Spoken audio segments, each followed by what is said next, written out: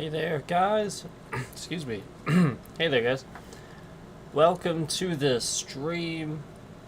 And as I get started here, just give me a minute, and we're gonna have another conversation, an intelligent one, about the world.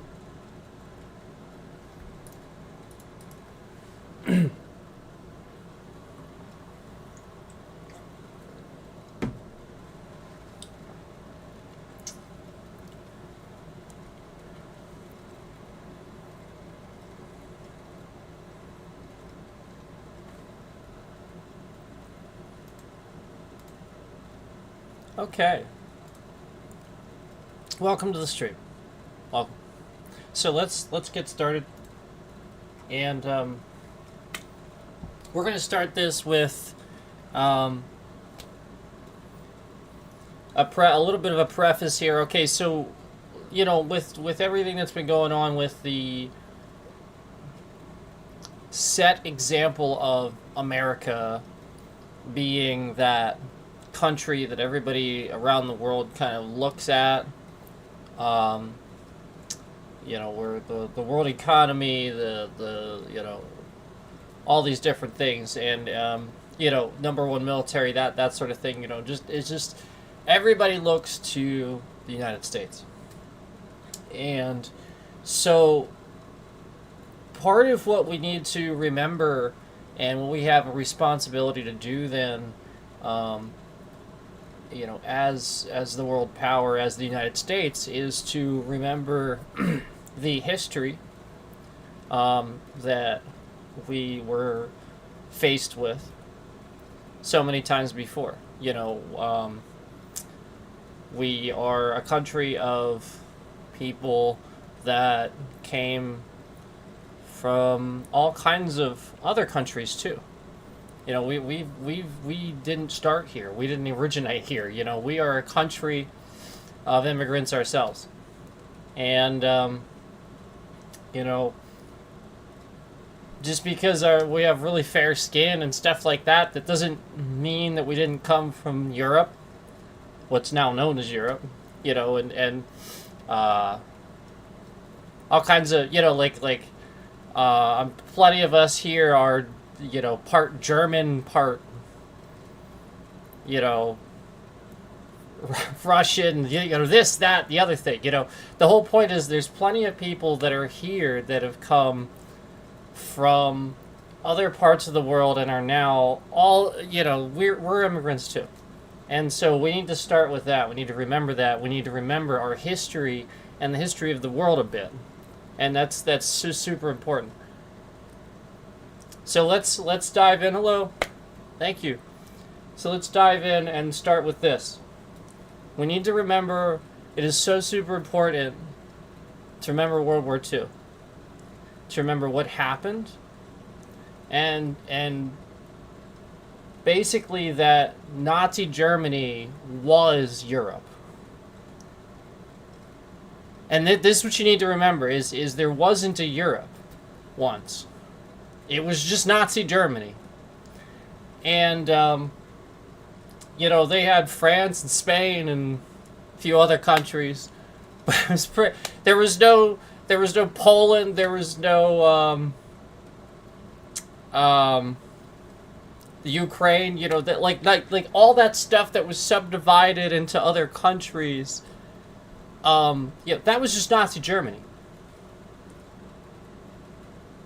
And hello, welcome. So you have to understand that the rest of the world, and the U.S. too, but the rest of the world has been dealing with this for a while, and it's embedded in their education, as it is ours. Except, I feel that as we head into a world that is aligning itself with what the U.S. is doing lately, where the U.S. is aligning itself with totalitarian societies that are like this, like authoritarian, like Nazi Germany. You need to remember what the Cold War was. You need to remember that the Cold War was the Soviet Union. That the Cold War was a long war that only ended in the 90s. and extended well long past Nazi Germany. And that Russia is just the continuation, like, it's just that stuff happening all over again. So let's back up a little bit and start first with Nazi Germany and why we're talking about a certain president right now in the United States that is a little bit too much like Hitler, and why we're saying that, and break it down for you, not in a mean way, in an intelligent way, okay? This is a great book, first of all. Highly recommend.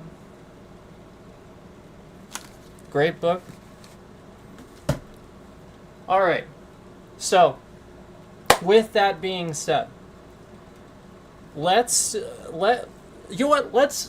this first. We like visuals, right? Remember how we like to look at maps. So this is important. This is pretty current. This is what Europe looks like now. For the most part, this is what Europe looks like now. You get all these countries here, down here, and you got Belarus, you got Ukraine, you got Poland, you got Romania, you got all this stuff here. This was all Nazi Germany. Not Germany. Germany's here. This was all Nazi Germany, and this was all the Soviet Union. And this is what I think people don't realize is if you even look at a map. So if we look at a map during World War II,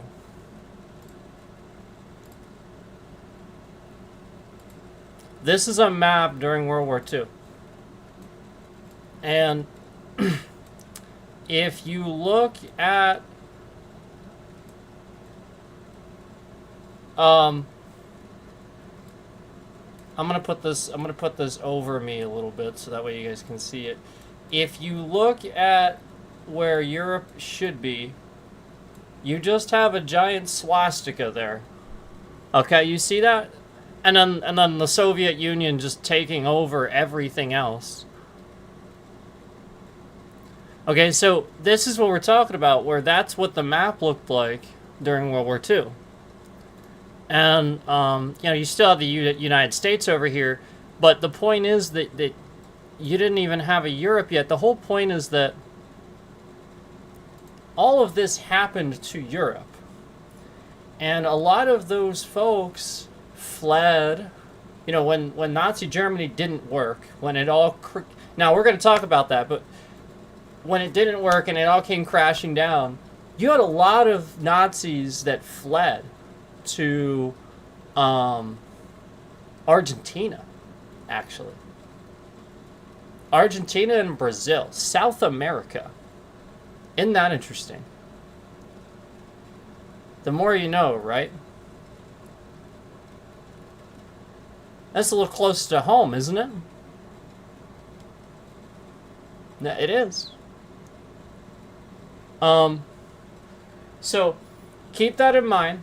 And keep in mind that the Cold War lasted a long time. Okay? And that's that's between the US and the Soviet Union. That's Russia. And that's our oldest enemy. As far as I can remember. Where we're friends with Germany now. Where we can visit Germany. You wouldn't want to visit Russia, that's for sure. And so let's get there. Let's talk about this a little bit.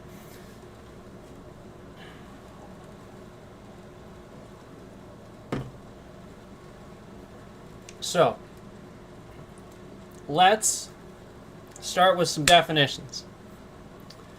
I used Google here. I used Gemini to give me a definition here. You'll have to excuse me. Thank you so much. Thank you, Chris. I'll have to excuse me. I need a tissue here. My nose is a bit runny today. So I use Gemini here to give us a definition. All right. I like definitions. I like facts, and I like information. So let's start with a definition. Communism definition. That's all I typed. Communism definition. Now, let's talk about communism a little bit.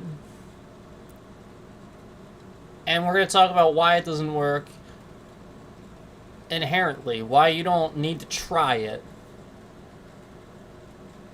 We're talking about why you don't need to try it.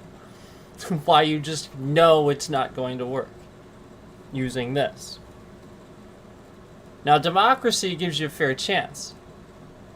That's reasonable. That you can try. But we're going to talk about why you're going to use intelligence not to worry about trying this. Okay, so communism is a political and economic ideology advocating for a classless society. I'll read that again. Communism is a political and economic ideology advocating for a classless society where the community or state owns and controls the means of production and distribution, aiming for the equal sharing of all resources and benefits of labor. Remove that last little bit. That first part is all you need to know. The propaganda is the last little bit there. That first part's all you need to know. Communism is a political and economic ideology advocating for a classless society where the community and state owns and controls the means of production and distribution. That's all you got to do. That's all you got to know. Anytime you have a system of governing that aims to own and control the means of production and distribution, that you get what that's saying, right? So like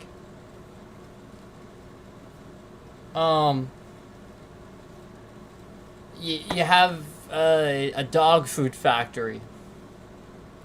You want to make some dog food, and you want to manufacture that and distribute it. You're not going to own that. Nobody, there's not going to be an owner for that. Purina's not going to exist. The government's just going to make their own. There's not going to be any jobs for it. There's going to be a government worker doing it. They're going to use as little as possible, stretch the resources thin, almost nobody will have it, and there'll be very little of it because you won't have private enterprise. It'll just be the government saying, well, we have this. This is what you have. You get what I'm saying? Because again, they won't allow you. It's governed. You can't do that. So you understand, like, take away that last little statement where it says, aiming for the equal sharing of all resources. No. That's propaganda. There's no aiming for sharing of all... No, that's not what it's for. Because, again, I just explained that the government controls that shit. So that's not an aim for equal sharing. That's literally saying, no, if you want to... like, if resources are low and tight, which they are, even COVID proved that, and we have free enterprise, imagine when we don't. Oh my God. Imagine COVID, but there's only one company to make tissues and one company to make disinfectant wipes or whatever it is that you needed that you couldn't get. Remember that? Everybody was hoarding it. Okay, so it's not for aiming at equal sharing of. No, you just rule that out. You just go, no. If one entity controls this, they couldn't possibly keep up. Yes, intelligent. Thank you. It's like thinking that NASA was going to get to Mars themselves. No, SpaceX and stuff had to jump in. It's like thinking one entity's going to do everything. It's not. So, let's continue along this lines. It goes on to say the central to theories of Karl Marx, it proposes a system when private property is abolished, wealth is redistributed, and everybody has equal rights and participation in society. Now, let's talk about this a little bit. Because when we Google, are there any...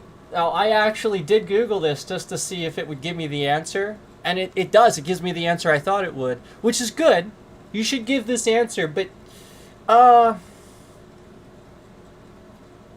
it's gonna suddenly happen all at once. If the U.S.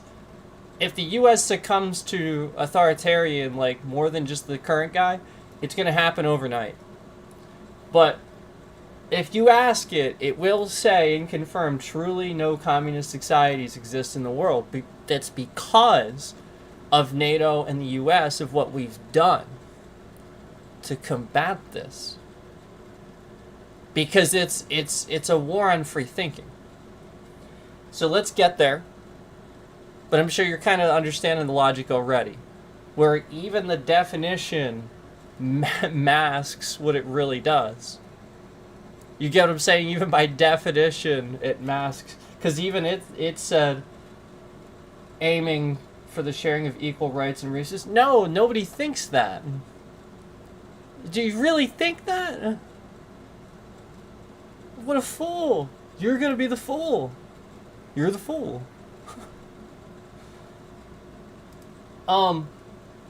Like, Nazis didn't win. You know what I mean? Like, they looked glorious while they did it, but then they didn't win. Okay? Go watch Inglourious Bastards.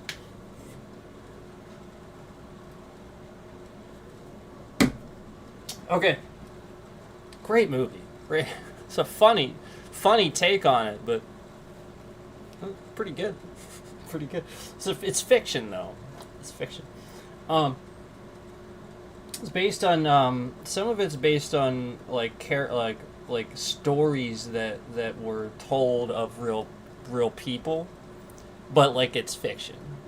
So like they're exaggerated stories. Anyway, China, this is what I've talked to you guys about. China claims to be like the Communist Party of China. What you have to realize about China. Okay, now we're don't worry, we're gonna get there. I know it's tough to follow this logic a little bit. We're gonna jump around a little bit, but we're gonna recap. We're gonna try to bring you back so that way you guys can follow along. Okay. With China, they call themselves the Communist Party of China. And I think that's probably because it sounds appealing to their people and that type of thinking in that part of the world. But it's not communist. It's not. It's literally just not.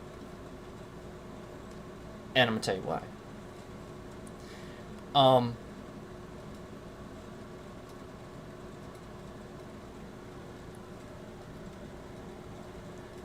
There really is no...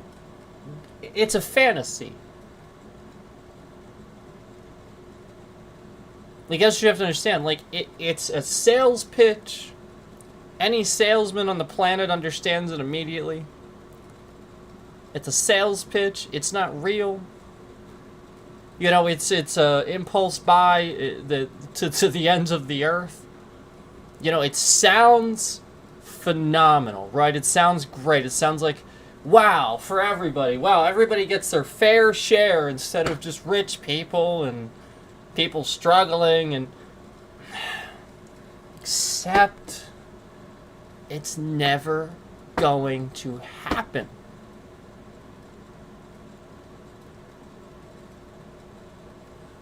My favorite movie of all time is a movie called Equilibrium. I do this with culture a lot. I use culture a lot because I found that I myself understand the world a lot better through narratives and culture too, through intelligent people telling their stories and the way they view things through a narrative, because it does help you understand it. So Equilibrium is a story about how a Third World War broke out. And, if you don't want spoilers, go watch it and then come back. Phenomenal movie, Christian Bale. Great movie. This movie depicts basically how they forced everybody to not feel anymore. Because then, well, no war. Right? Then you can truly actually have what communism claims. Because then people aren't going to be like, well, I know better, and I'm going to be the guy in charge next, and I'm going to change it. And then suddenly everything's different. Yes. There's always that person. There's always, always, always, always. So that's why it won't work in a real world. However, even a society where you do that, where you take this concept, follow my logic here. They took a movie and made a whole movie out of the concept that this dude is it's so entertaining. It's like kung fu and martial arts with guns and stuff like that. It's amazing. But the point is not that.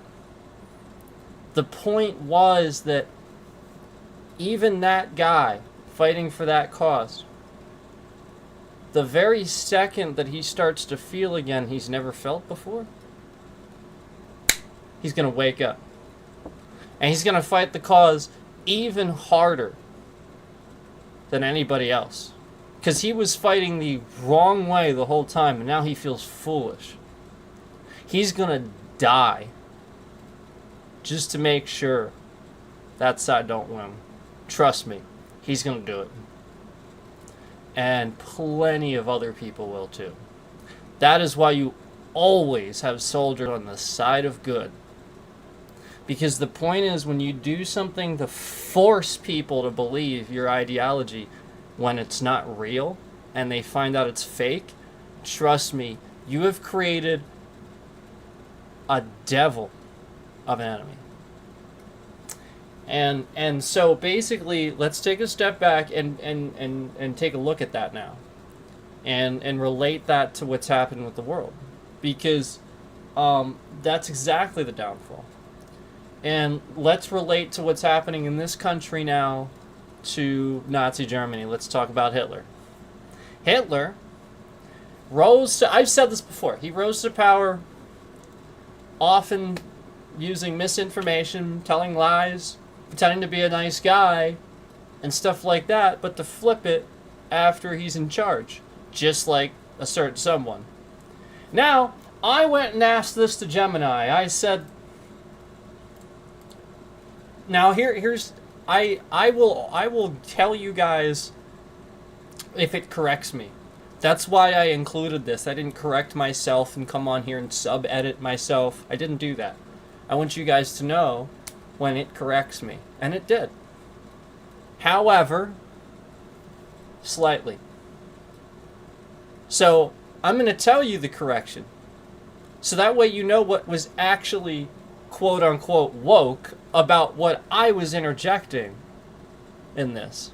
So that you can determine for yourself whether that sounded too woke or if it sounded like, well, that's a kind of a rational exaggeration. Like, I know that like it's sort of a bit of an oxymoron, but just considering the subject and then arriving at that conclusion based on this, you could see how I would think that he's a facade, posing as a nice guy. So let me go ahead and tell you what I asked Gemini here.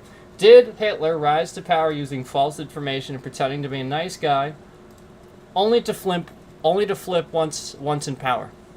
That's what I asked, and it was very quick to answer this one. Didn't take long at all. Very quickly, yes, comma. Adolf Hitler used false information and deceit to rise to power. But he did not pretend to be a nice guy who then flipped once in office. So, yeah, it's just corrected me on that part. So that's the woke, essentially, part that I interjected. So there you go. That's about as much wokeism actually is there. where somebody knows something bad is happening. It's being done by this person, but maybe they just kind of like add a little bit of, well, he's pretending to be a nice guy. Yeah, I'll admit that. And the guy in charge isn't even pretending to be a nice guy. He's kind of a, we all know. So, yeah, there you go. There's the actual, and that's where you can deduce that, like, the stuff's actually happening. It's you guys that use that narrative, and I'm not pointing to anybody in here and stuff like that. I'm just saying that you guys that would vote that way, pointing that narrative at that to use that for your own narrative. A way you vote should be based on facts and information, not you spinning the truth in a way that fits a narrative. That means you're deceiving people. It's not how politics works. It's not how Obama did it.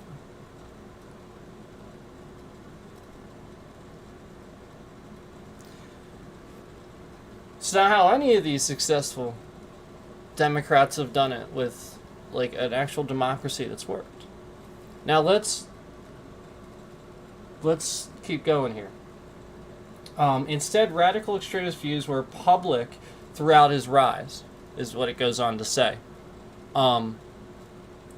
And disguised with broader nationalist appeal of Nazi propaganda, which is exactly what this guy's doing. He's literally disguising immigration, like your fear of immigration and stuff like that, of knowing that something's going on, as a racial thing, which is what Hitler did too. Hitler did that too with the Jews. He just didn't like Jews. He was literally just racist. You see what I'm saying? Like, what ideology, what part of society and stuff like that tells you should round like certain types of people up, specifically Jewish or whatever, and just treat them like slaves? What part of governing does that serve that helps the people?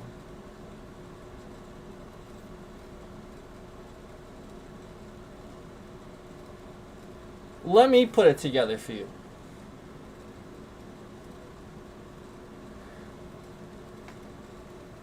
Jewish people sort of have a history. Everybody just kind of knows that they're kind of naturally good with numbers. Like, the joke is that they're always good at math. Well, I mean, that's a stereotype, but it's also a positive one that we sort of kind of have noticed, right?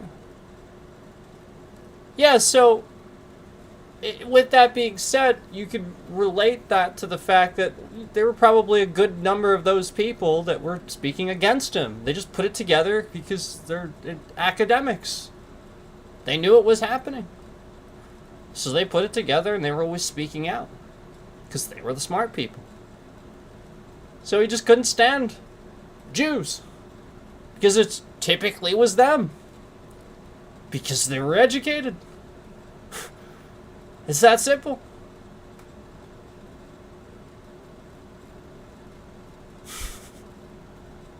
See what I'm saying? And you see how, like, that plays on the racial things for Hitler then. He becomes a racist. He maybe didn't even start that way. He feels very narcissist about himself. Like, he's narcissistic. He rises to power. He's Hitler. You know? Yeah, the great Hitler that started all this. And, you know, nobody's going to tell him he's wrong. So, yeah, like, he just becomes that way. He becomes hateful towards just a group of people because they're just reminding everybody of the inevitable. And then, yeah, like, eventually that's obviously what happened to Nazi Germany. Except, you know, you do that here.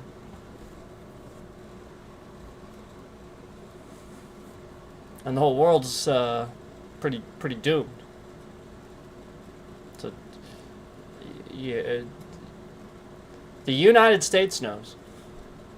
But if you guys knew what some of the technology is that's out there that some of these countries have,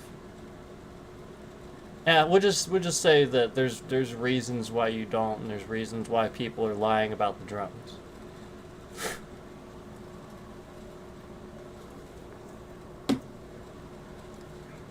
Drone tech is insane, and I'll just say this. China wants to intimidate people, and they are. And they do have very scary drone tech. That's what I'll say. I'll stop it there. So anyway, going back to Nazi Germany and the end of Nazi Germany, basically we can see this huge rise to power with misinformation, just like with our current president. And he's trying to remain in power. And a lot of it's with misinformation, we know that. And we can go back to, again, this time in history and learn from this. You know, we can essentially learn that communism is not, it's inherently something by definition that's broken. By definition, it doesn't even make any sense. Because again, you can sit here and spitball and the fact that there's always going to be somebody that wants to take over and wants, you know what I mean? And that's why you have accountability with more. You have representatives. You have districts, delegates, Congress. You have the House. You have the Senate. You have a whole judicial system and a process. So if somebody does something illegal, they can't cheat the process because it takes time to do that. Due processes, paperwork, and time. People showing up and stuff like that. It doesn't look like the president just saying, oh, well, I'll just do this anyway, even though the courts told me not to. Remember when George W. said, we'll respect the courts? Remember that? I miss those days. When George W. was overruled by the courts, like, no, you're not going to do that, man. He's like, all right, we'll respect the courts. Like, yeah, heck yeah, you will. Hello. So, anyway,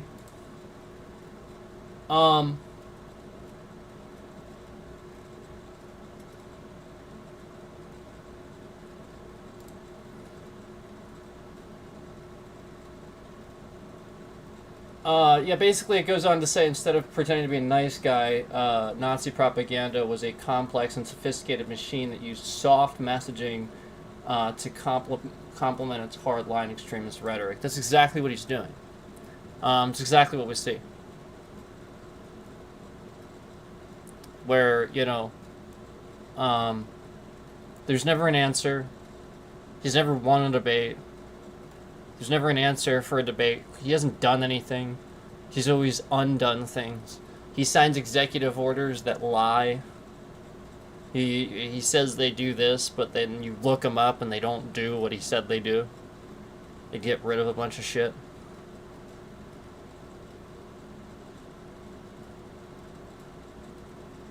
This is the information part.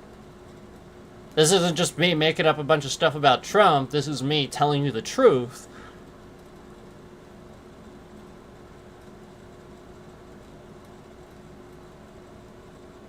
You see what I'm saying? So let's go ahead and now hold on. Let me find this. Okay. Now let's talk about the initial downfall. Oh, I also want you guys to look at something here. I'm going to give you a link. I think this is really important, especially for the people Oh, hold on, I have to do it.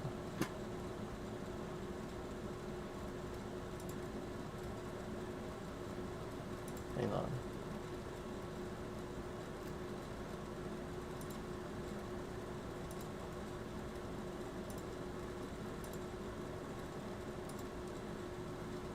Okay.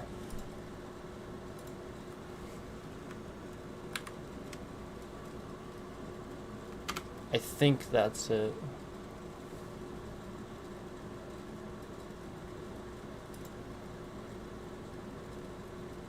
Yes.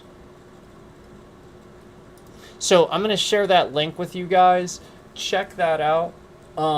What you wanna take note of, the main thing you want to take note of, and I've talked about this before, is that the unfortunate thing about war is that it is very good for the economy. And so we have all these dictators and authoritarians throughout history, like the current president, that recognize this, that know this, that are told this, but they're not told why. They don't understand really why. They just go, oh, well, it's good for the economy, then let's go to war. Let's get a bunch of people killed so that we can stimulate the economy. So I sent you a link of the world's largest economies from 1560 to now. It's the global stats page, and you can just watch as these global economies take the front. And basically, what you're going to see is you're going to see United States dominating the 1900s, like just annihilating the 1900s with the economy until Nazi Germany. Nazi Germany took over until it ended, obviously. So you did see that, but then you also saw it crash and burn. So you need to remember that history then teaches us that we don't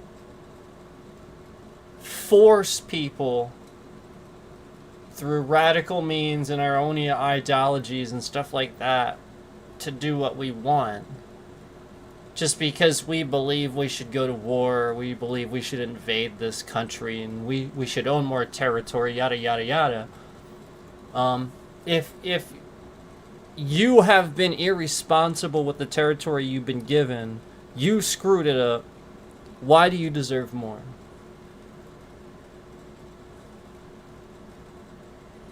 You know, this is the typical thing we see. Where those that want more, there's a reason for that. They spend it.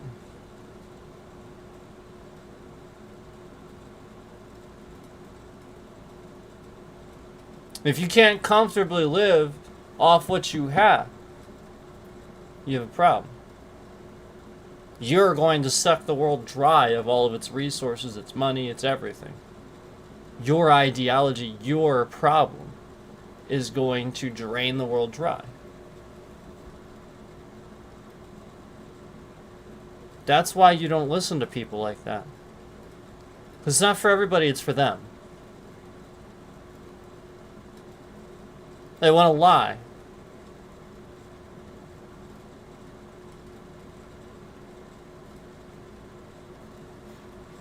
Yep.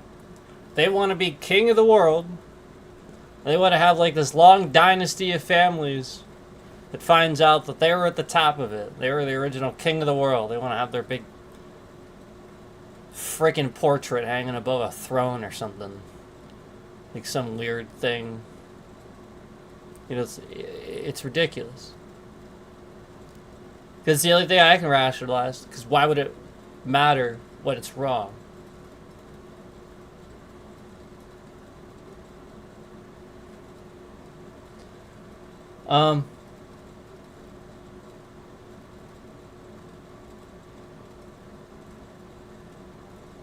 So that's really what you need to realize about that is that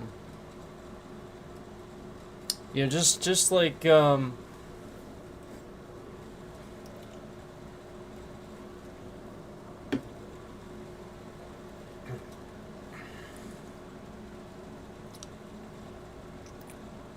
I use Jim Carrey's quote here and there because I love his quote. He said once that he wishes everybody could become, have the chance to become rich and famous just so that they could know that that's not the answer in life. And I think it's an interesting quote because the whole point of saying that is exactly what I've just been talking about, where that's the answer. The answer is an understanding. Less is more. Understanding that all these guys that get into these wars and stuff, they're just people with problems. They're dragging their country into it. They're not somebody that understands how it works. They're somebody with a problem. And everybody else with that same problem sees somebody with that problem as a leader.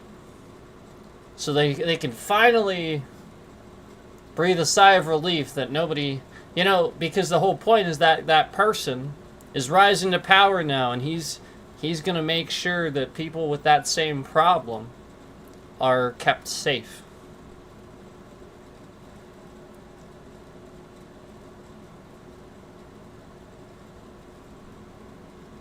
So suddenly you see how it was very easy for Nazis and just people with problems that just wanted to harm people and stuff like that to just join the cause, because all they wanted to do is just harm some people. So since that's what Nazis were doing,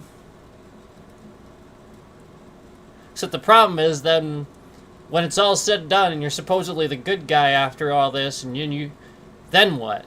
Now you've created an entire master race of psychopaths, basically. That's all you're going to get out of that. You didn't have a bunch of people defend themselves for what they got. You had a bunch of people force people out of what they got.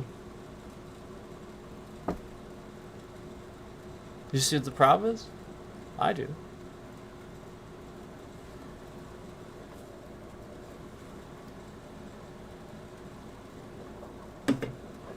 So,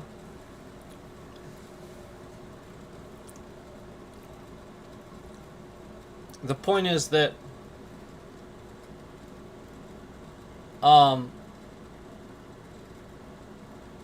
most people can't live. They get to a certain point and they want always to expand. They want the next thing. They can't live comfortably. There are certain celebrities and stuff like that live like they're poor. They are the example of the epitome of who you should, look to. Because there's somebody that is a realist. They're not spending a ton of money. They're not just out there like trying to be seen in their stupidly expensive suits and stuff like that they'll wear one time. No. They're the point is they're spending it wisely and investing it and stuff like that and then earning more. Slowly. And then they live within their actual earnings. Within that. Not outside of it. Not as like some dreamer. They live within it. So, this is the rest of the world. This is everybody.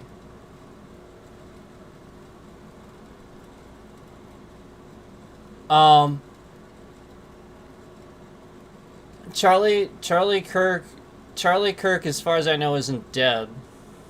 He was shot. Now, if we're really going to talk about that, we can talk about that, but I just think that So saying that Trump has an advantage over Adolf, he has tech and military machine standby.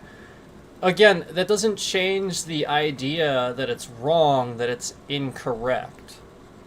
It doesn't change that. It doesn't change the fact that all the tech on the planet and military on standby doesn't change what I haven't gotten to yet.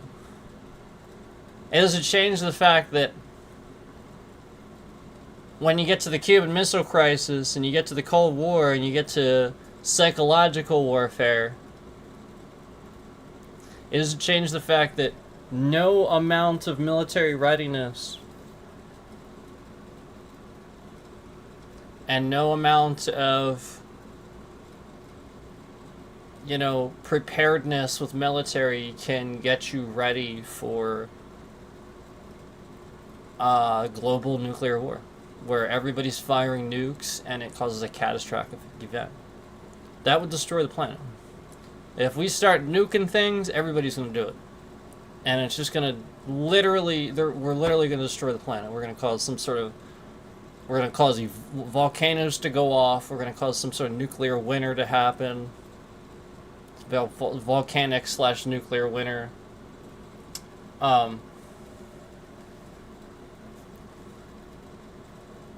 So I will confirm this, but last I looked, Charlie Kirk was not dead. He was just shot.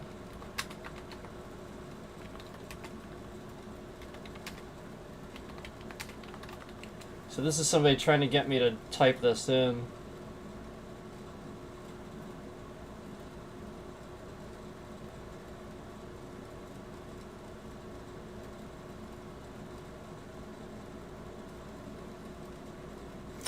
It says he was confirmed dead as of 15 minutes ago. So yeah, how was I supposed to know that?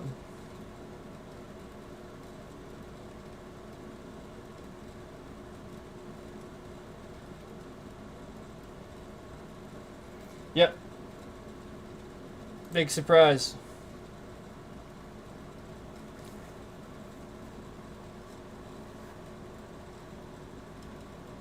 So, you really want to know what my opinion on this is? Max Folsom, who came in here to make sure that I knew it and was talking about it. Let's go ahead and see when your account was made. Yeah. So this dude that came in here I want you guys all to see this. Can you guys click on this person that came in here and click on his channel? And I want you to see this firsthand and get behind this a little bit. Humor me a little bit. Do what I do. Okay? This person that came in here and wanted us to know about this is one of the people that is doing this psychological warfare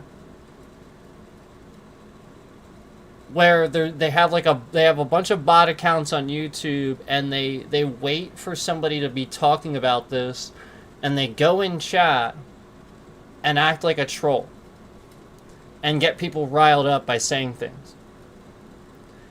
And this person created this account literally today. All you have to do is go to that Max person in chat. That account was made today. Yet they're in my chat talking about something that happened 15 minutes ago and trying to get us all riled up about it, saying, "Sick, you don't care." And meanwhile, we're talking about Nazism and we're talking about the seriousness of this. And this person's in here telling us about this breaking news that happened 15 minutes ago from an account that's made today, and he's in this chat trying to influence things. Yeah.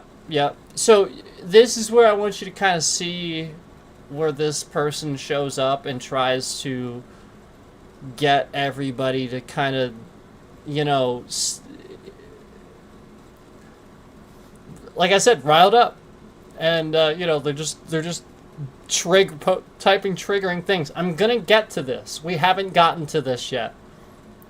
We're gonna relate everything I'm saying to modern times. We're getting there. Don't worry. It's just taking time.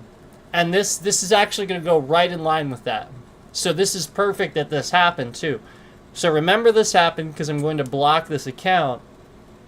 But just don't let this leave your mind that this happened, that this person was in here trying to do this. And that sucks. I'm really sorry to hear about Charlie Kirk, but all right, let me block this person and I'll answer this.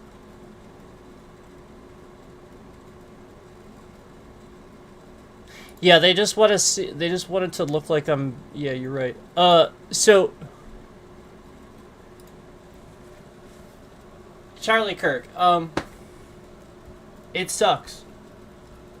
It sucks that it's happening. It sucks that they are this terrible. But this is why the Republicans in Congress gave Trump their power.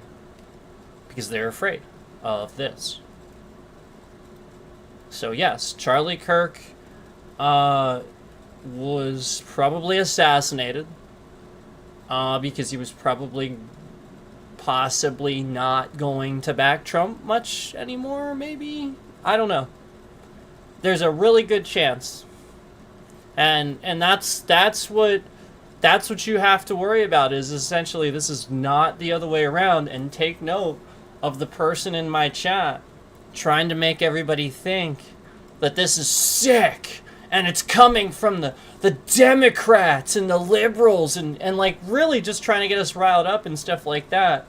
You know, so that's what that propaganda does. It gets you to think, oh man, this is really the Democrats' fault because it's a Republican that died. So of course it's not. It's obviously that. And you see the person show up in chat to be guilty. You see it.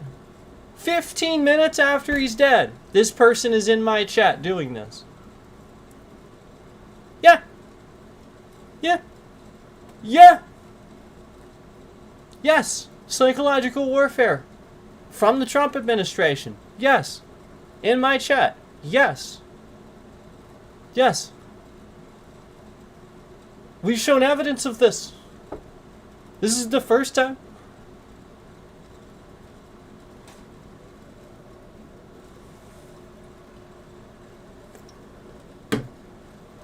It's unbelievable that people would even listen to a single thing that guy says. You realize that guy kills people, right?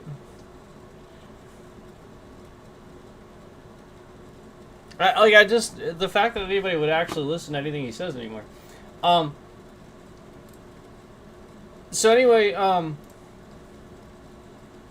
I'll bring this back to relating to modern day, and this is gonna get serious, but let me just make sure that I went over everything I needed to with World War II here. Right. Okay. So and we also talked about this too. So we've discussed how Trump is confusing people by using this concept of a wall and stuff like that, and saying, "Oh, we need a wall on the border of Mexico," and blah blah blah. And again, to an intelligent person, anybody that knows anything knows how unintelligent that sounds. Knows that the border is way too long to ever build a wall. You can't do it. You wouldn't be able to do it.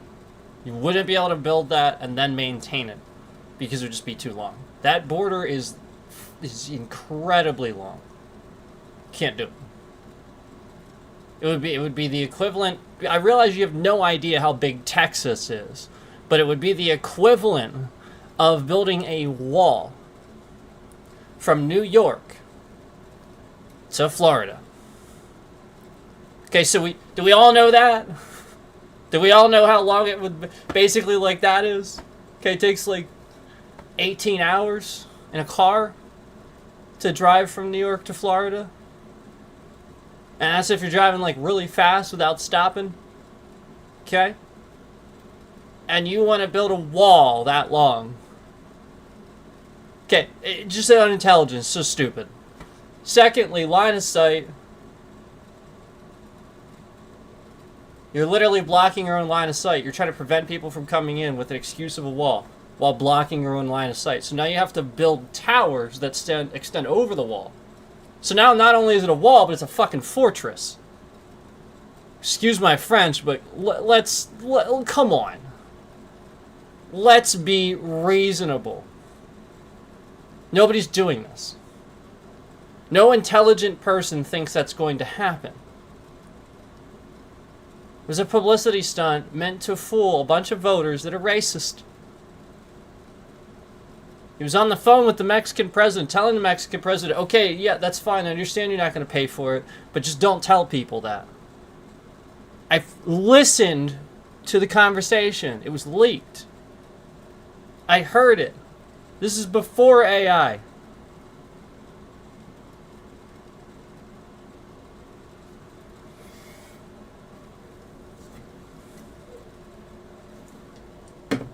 So anyway, with that concept in mind,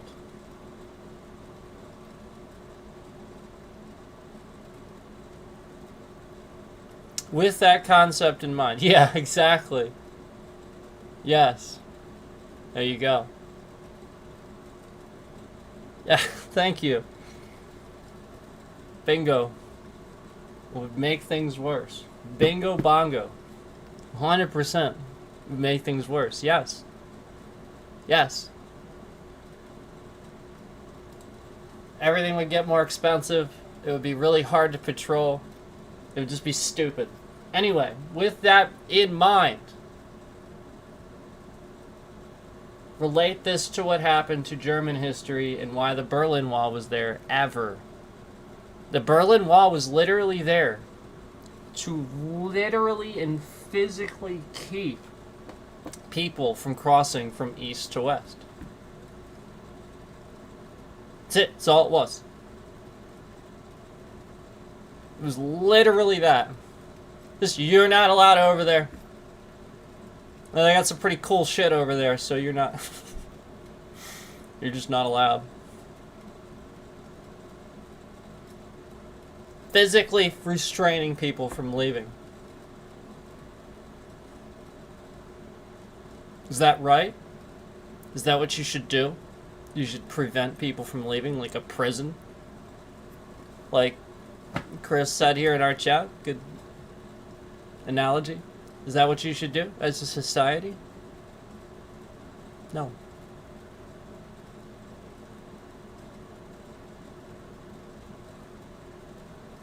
He wants to put a dome over the country, too. Oh boy. So, the Berlin Wall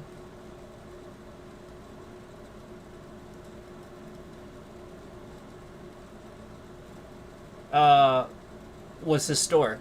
It came down, there was a Pink Floyd concert and everything that was happening while it was coming down, while it was being deconstructed. It was like huge. It played the wall. Like it was massive. Like that was the whole point.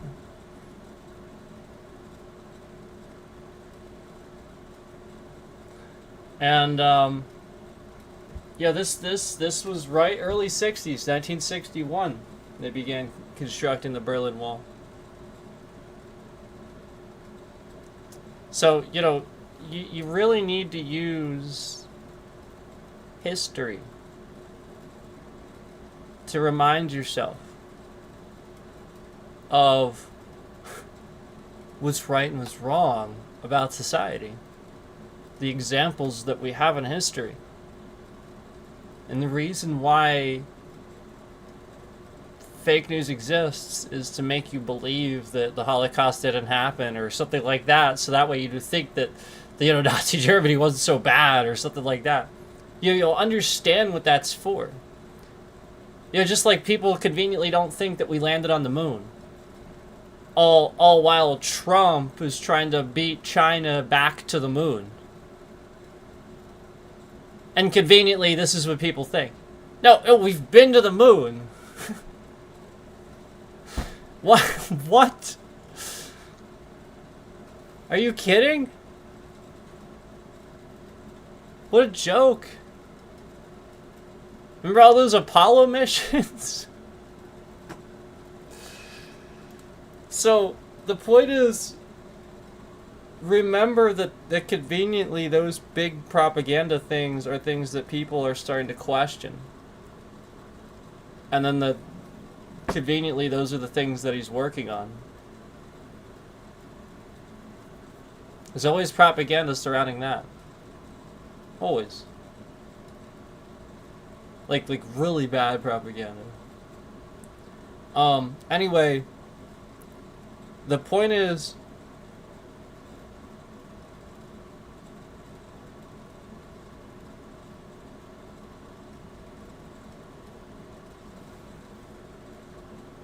did y'all watch the last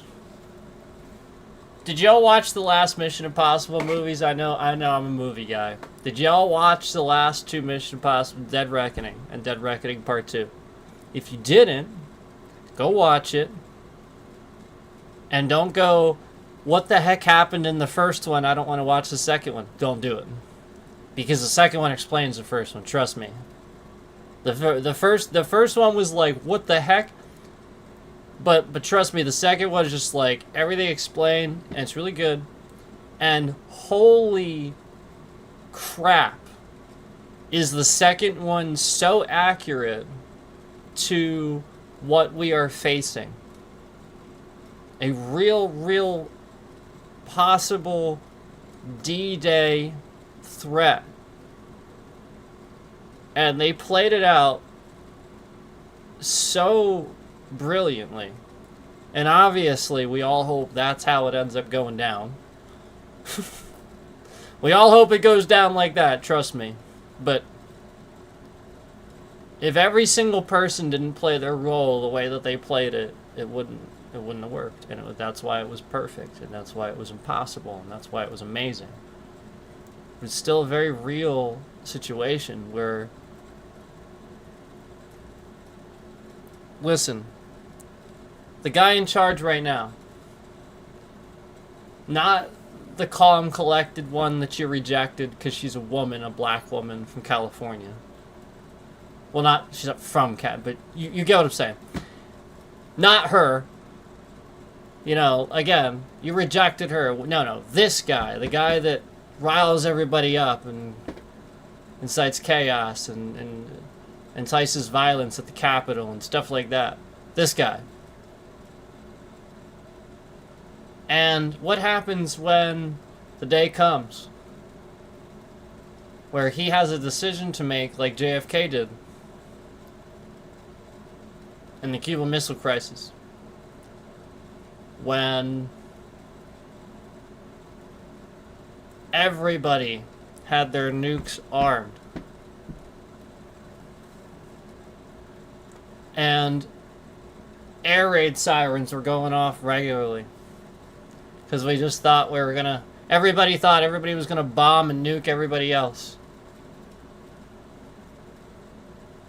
And on JFK... just, again, all his people were telling him, fire. If we fire first, we have a chance. We have to fire first. But nobody was firing. It was all propaganda. It was all chaos and nonsense. Nobody fired. JFK didn't. He was being pressured. Just like in Vietnam.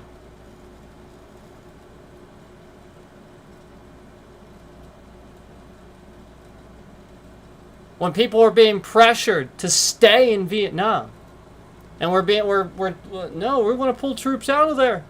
The fuck do we want that for? Excuse me again. But why? Why would you do that? They're just dying. What's the point?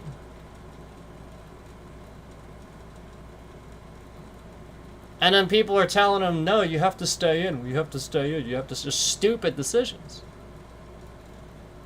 And everybody was telling him to fire first. Can you imagine the world we live in today? If JFK had listened to that decision, if JFK had fired nukes first,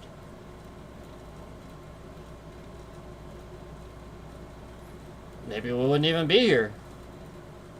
The world would be a much different place. Many countries wouldn't exist.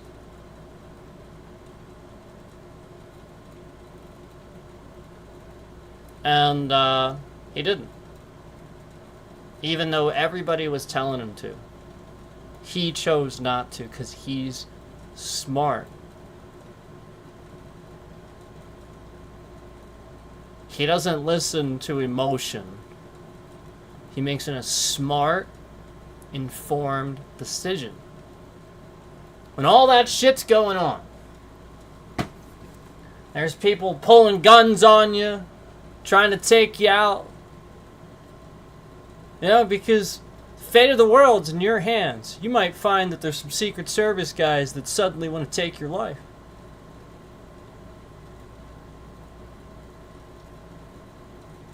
And you still have to make the right decision. What do you think Trump would do? You think he'd give in to the first person that pressured him? Yes. Yes, I do. Yes, I do. So I think he's very easy to manipulate. I think he gets emotional. I think embroidering a red hat that says I was right about everything in the Oval Office says it all.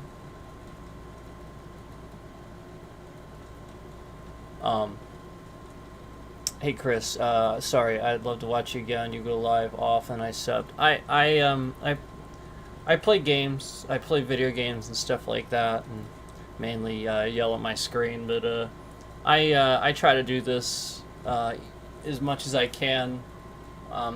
It's more about having the substance to sustain where it feels like I'm not saying the same things. I don't like to do that. I don't like to just say the same things. So if I have enough substance to maintain a full stream where I feel like I'm saying enough different things, then we'll do an intelligent conversation. Dual stream, no. So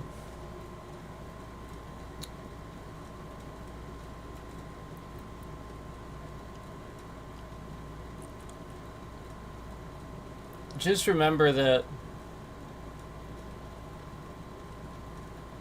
exactly what I said. And if you watch that movie, you'll kind of know what I mean. It'll be a very clear picture for you. Like, oh, crap, yeah, that's a good point.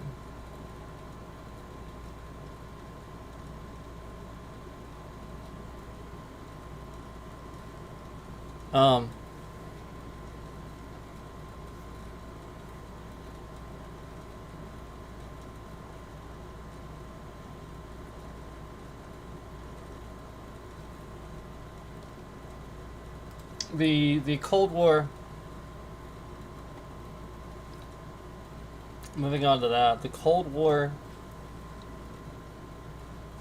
started in 1947 and didn't end until 1991.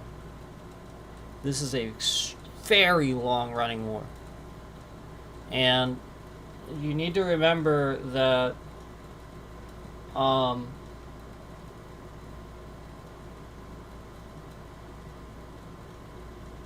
you know, essentially all that happened is what's happening right now to Russia. And it's just going to repeat. Because they don't have democracy. Nobody's trying to instill a democratic process. It's just going to repeat itself.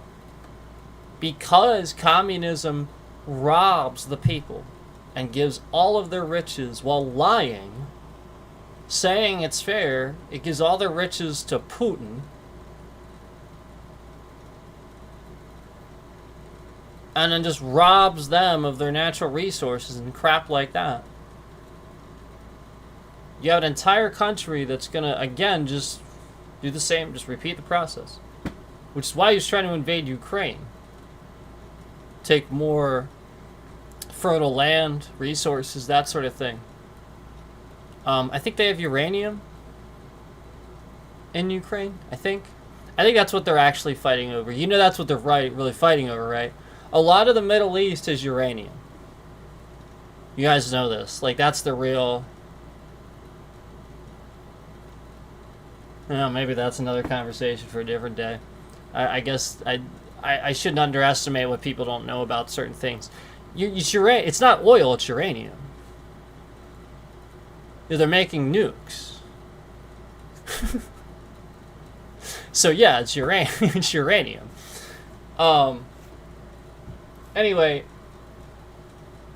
1991, the Cold War ended because the Soviet Union dissolved into nothing. And basically the concept is all that replaced it is a dictator that rigged his own elections and then ran the economy into the ground again. That's all that Putin did. I mean, they're supposed to have a democracy. They're supposed to have an election process. Nope. And he was supposed to help set him up with it and everything. But instead, he did the opposite. And again, remember, he worked for the KGB, so... big surprise, right?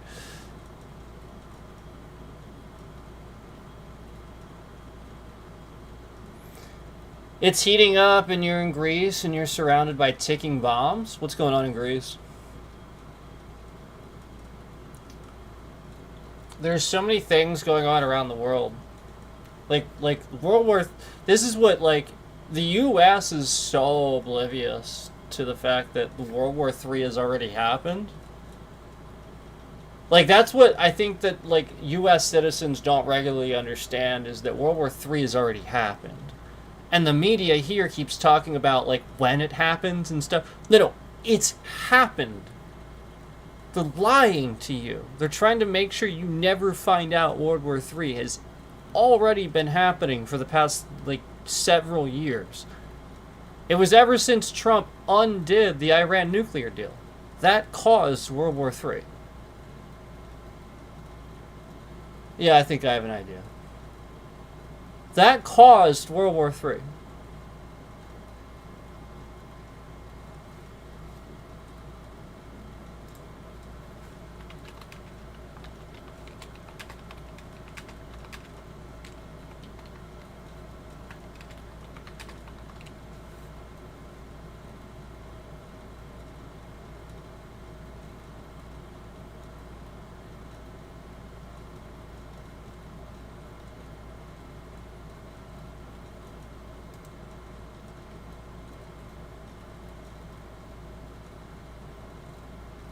Oh, yeah. Yeah. I know what you're talking about now.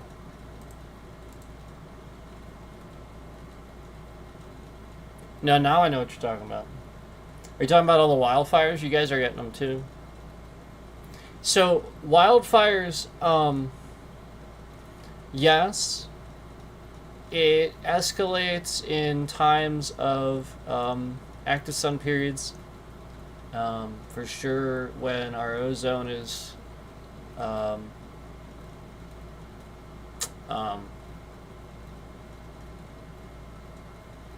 compromised. I was looking for the right word there. Compromised. And a lot of this is going to happen because of war.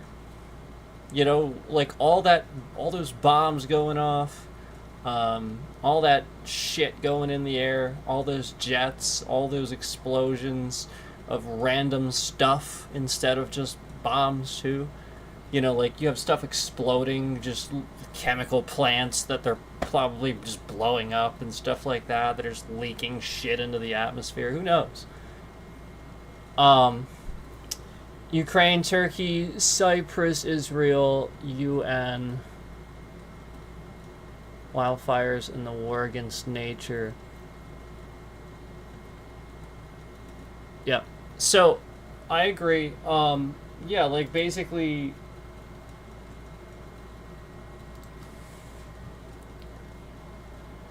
it's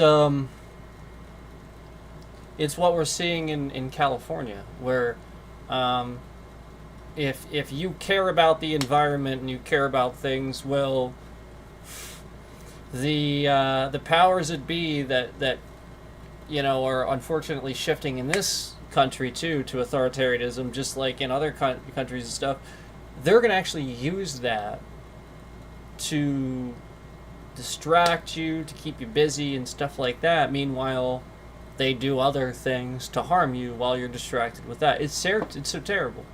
Where like the government could help out and fix that for you, but they're not going to do that thing that they're supposed to do. You know? I remember his first time in office, Trump, like they're having all these wildfires. I think it was wildfires. And they needed help from the Trump administration. And he actually responded with, well, I'll go ahead and aid them and give them aid if they promise that they're going to vote for me in the next election. He actually said that. And then didn't give him aid. Obviously, because we know that California does not like Trump typically. So, this is what happens. And then this is why you have the Berlin Wall. This is why because you have huge portions of the country that just completely disagree with what the other side is saying, and they can't control it. So they don't want you to find out about it. They want you to turn on the news. And they want you to see, like, the military and the FBI and the feds taking care of things under Trump. They don't want you to know that your state officials do that.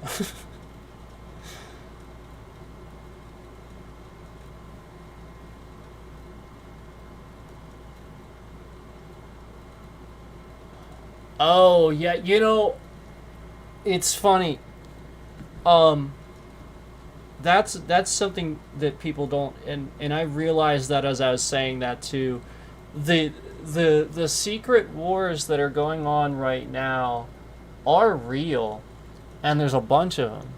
And one of them is a signal war, one of them is a mineral war. And yeah, uranium is one of them. And there's even like this town that I found out about, and it's like the highest city or town in the world or something like that. Is that right? And like it's so deprived of oxygen, you have to wear an oxygen tank just to go there. And like there's hardly anybody there except miners. And like it's so cutthroat and weird. Like this crew went there just to film it, and yeah, like they had some problems. Like they had to take like air cans with them and like constantly use the air cans because they just felt out of breath just standing around.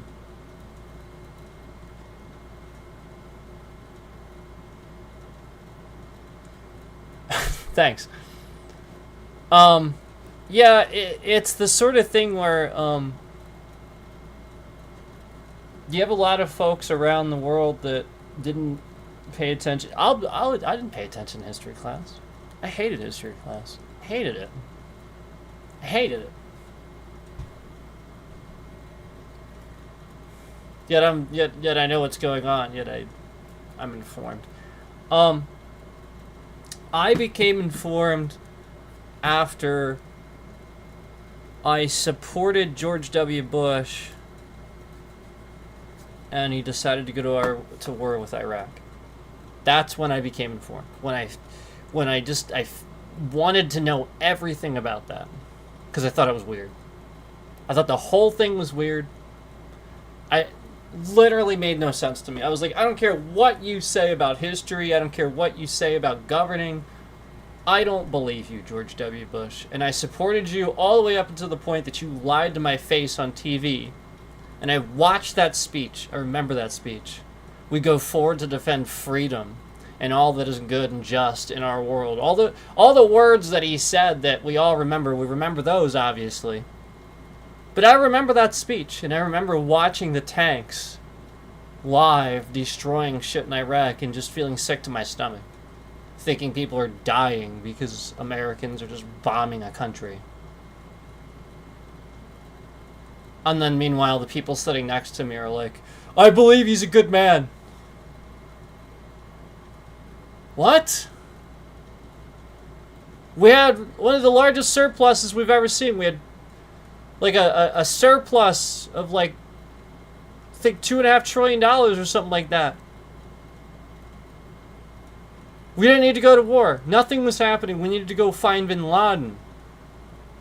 And then after 9/11, we'll just destroy Iraq. Huh? So again, I didn't care about history class. I was so ill-informed. I was so ill-equipped. I was a moron. I supported Bush. I believed that nonsense. And then I just became informed. At a certain point, I just went, no. Something's up. This doesn't make any sense. Why would he do that? Unless I was wrong about this guy. And I was. Now, I don't think he's a bad person. I think he was... with George W., he was very inexperienced. His father was more experienced than him. He didn't want to do government. That wasn't who he was. He didn't even want to do that.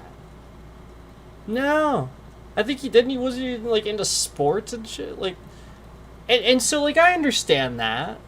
And so, like, he just didn't know what he was doing. He got taken advantage of by, like, Cheney and stuff like that.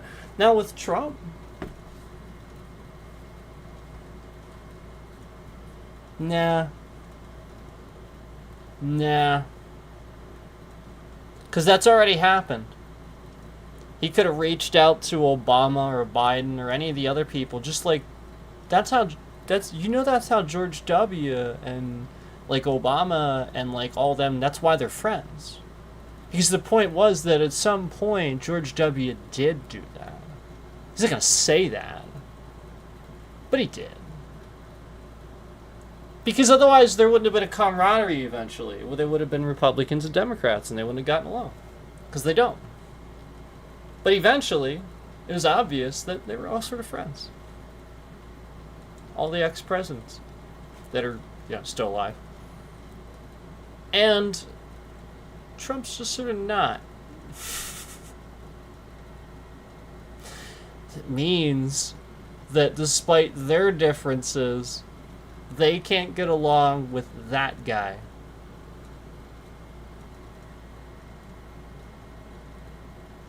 Yeah. So remember the video I showed you where Trump went abroad and he was there with a bunch of leaders, and instead of smiling and finding a way to walk around them goofy, he could have made that funny and walked around them goofy and stood in the front and been proud of himself for being goofy about it. And no, Trump shoves them out of the way, fixes his suit, and turns his chin up. That's Trump. He doesn't find another way. He just shoves them out of the way. And this is the mentality. The point is you don't do that. The point is you can't always expect that to work. I will tell you firsthand, as a martial artist, somebody that spent a long time doing martial arts and teaching it.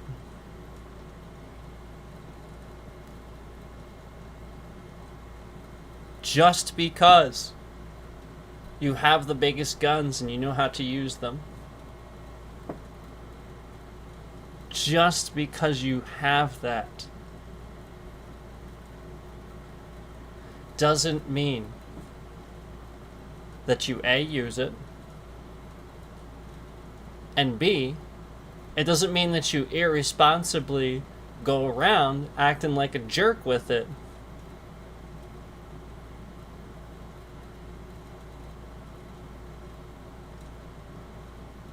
Because you're just as frail. You're just as imperfect. You're not suddenly impeccable just because you're a martial artist and you're a master at this or that. What gives you the right? Nothing. Masters of martial arts and stuff, they become humbled by it. That's the only way they even understand it. Because you don't understand that fully until you're humbled by it. You just don't. And then once you understand how easy it is, then you're humbled by it. Then suddenly, then you can use it. And only then. And that's what Trump will never understand. So somebody like him will never understand. Will never understand the true strength of a military or even a person or entity in general that uses, quite frankly, love and togetherness and prosperity. Is that cringe? It shouldn't be.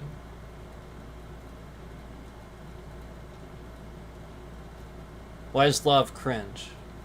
Because it's like Hallmark and in movies and stuff like that? I'll talk about that kind. I don't mean like that.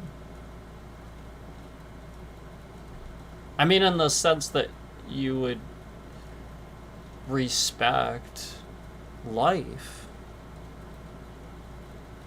You just have a general respect for life and you know, like, what is theirs isn't yours. That's ethics. That's what it means. Respect life, respect others as you'd respect yourself, and what is theirs isn't yours. And no, you can't have it. Maybe if you ask nicely, they'll share it, but if they don't, respect that.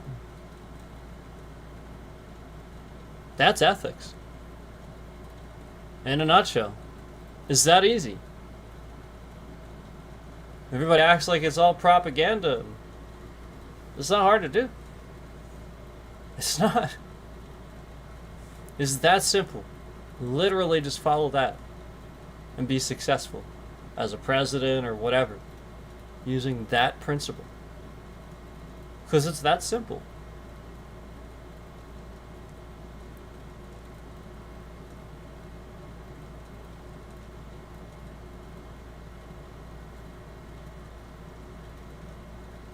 If we're on the brink of destruction and my advisors are telling me fire first, and then we have a chance at surviving something that hasn't happened yet, I'm going to go ahead and say, shut up and sit down. In fact, go take a nap. Because you're too emotionally compromised to be part of this decision-making process. That's what I'd say. And that's going to be almost everybody when that happens. It definitely takes a certain individual. It does. And it's definitely not the rich guy that's been coveted his whole life. That, you know, when it was raining, he had daddy to drive him around the neighborhood on his paper route. Which really happened if you look him up. Okay, so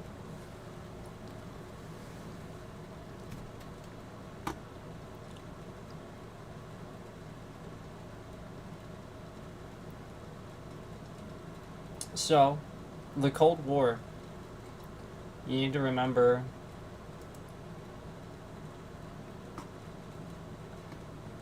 that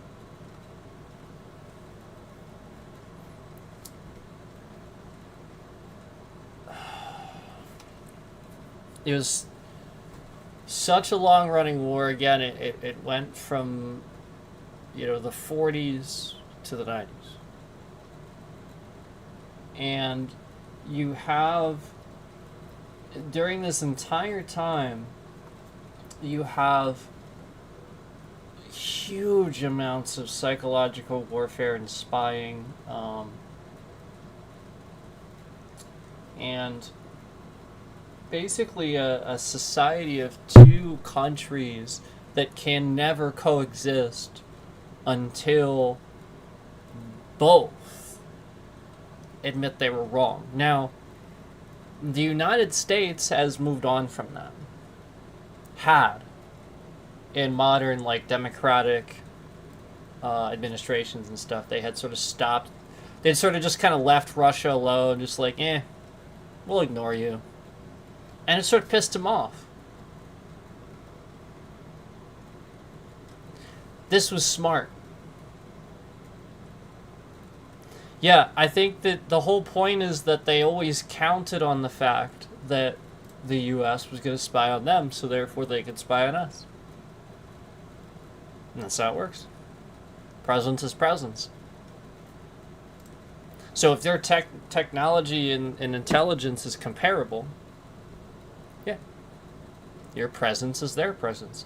Now, your presence in their country is not their presence in your country, but it's still information.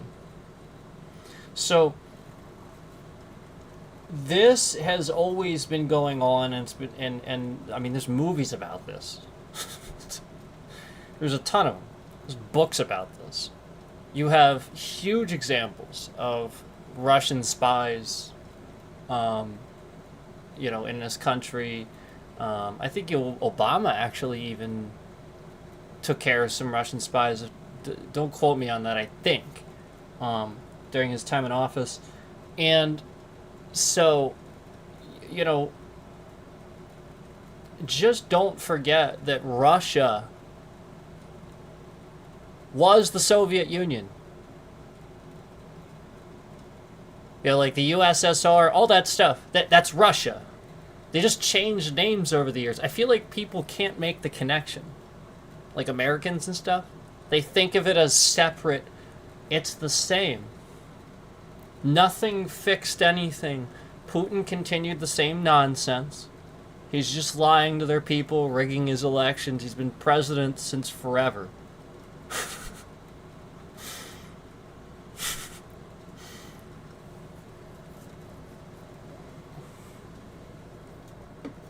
So,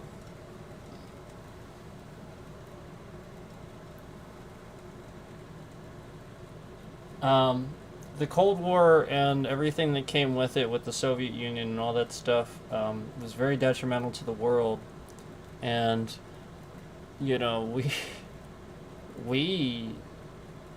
our good time, our boom in the 90s, us balancing the budget, Clinton actually being able to balance the budget and stuff, that happened because, again, finally, we were like war-free. The Cold War wasn't happening. It had ended. The 90s were just starting. And then we had a president that actually balanced the budget. Holy crap. Yeah. And that was my childhood. I grew up in it. That's why some of us are so obsessed with nostalgia. It was such a good, promised world.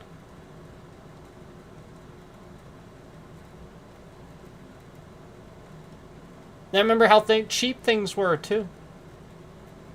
People don't remember this. I have pictures of this, and it's almost like people are trying to make people forget.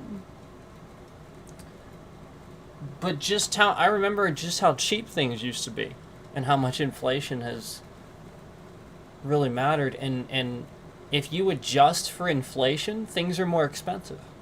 Even adjusting for inflation, things are more expensive. Things didn't just go up because of inflation. No. Things are more... Capitalism wins. And that's not good. You don't want rich people winning. And then 9/11? No. So 9/11 was actually good for the country. economically. I shouldn't say it's good for the country to cause a terror attack, because it's obviously not. But um, it had a bounce back effect, is what you would call that, where people were signing up for the military like constantly, and we saw, those of us, like I just talked about, that were experiencing that good time and stuff like that, and then grew up. A lot of us were in high school when that happened and saw it, and then got sent home. We were really worried about the fate of the country. A lot of us were just worried. And some kids, I remember even in high school, were trying to sign up early. If they were 18, they were like, trying to take them then, And so, like, everybody was just really gung-ho, like, really, really patriotic, really, really. And that's booming for the economy. That's why, again, war is good for the economy. There's a bunch of reasons for this. And that's why, you got a bunch of young men signing up for the military, saving money, getting benefits, probably taking care of some relatives or something in the process, maybe sending money and stuff like that. But the whole point is you have a good number of people employed. Just a shitload of people employed. You can track that. And it benefits the military. It's your expense, it would be like not having a turnover rate at a company. It'd be like if your turnover, you know what I mean? Like where you have employees leaving this company, and their rates change here and there with taxes and stuff like that. In the military, I know it. It doesn't go up, it doesn't go down. It's this. And so like it's a little bit easier. And it's just there's a lot of different factors in that, but it really has a lot to do, again, with the fact that it's military people, and they're just people working. They're literally just doing jobs, getting paid for it.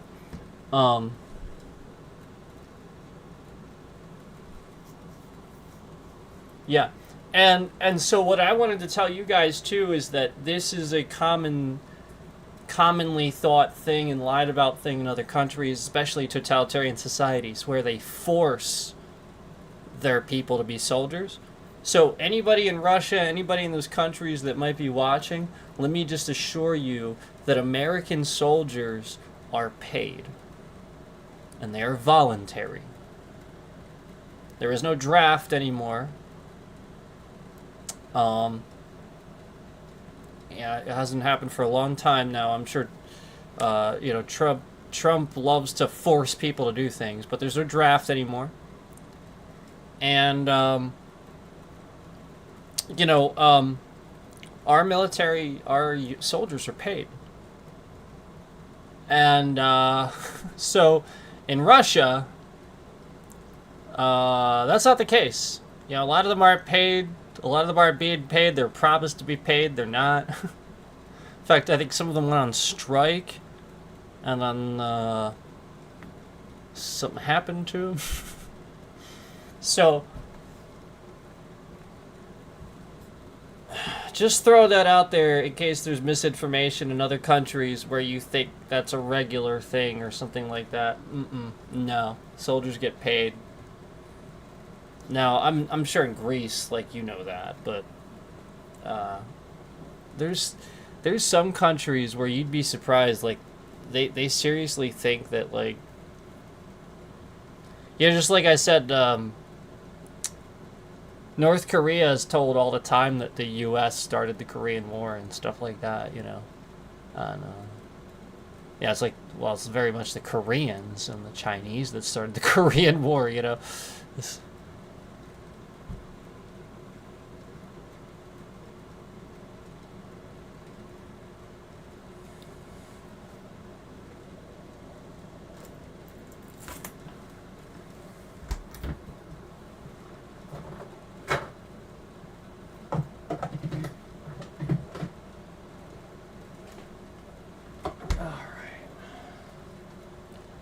to get a coffee drink here. Did I take the thing off already?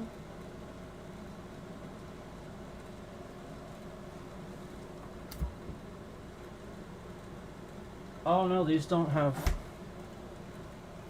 Oh, okay. Greek mandatory service. So, I don't know if Japan has this. I do know that South Korea does that. South Korea is a country that does mandatory service where all young men, at least, have to serve X amount of years. And they have X amount of time to do it. So they can postpone it, they can yada, yada, yada, yada, yada. But they have X amount of time to do it. Some postpone it until, like, I think they're almost 30, I think. But they have to do it, I think, by the time they're 30.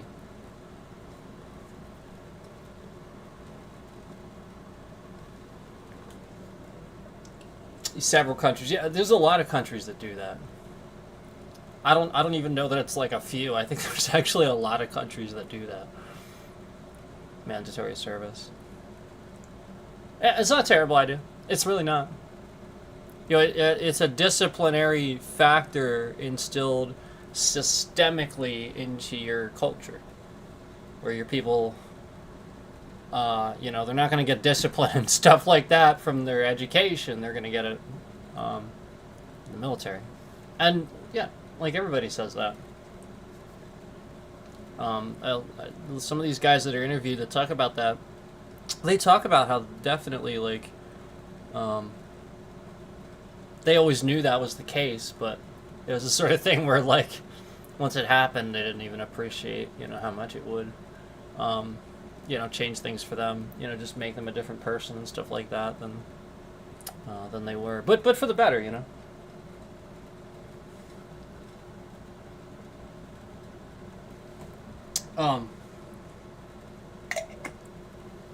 But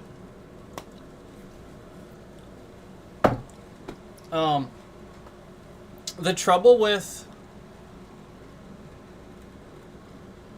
Yeah, for sure.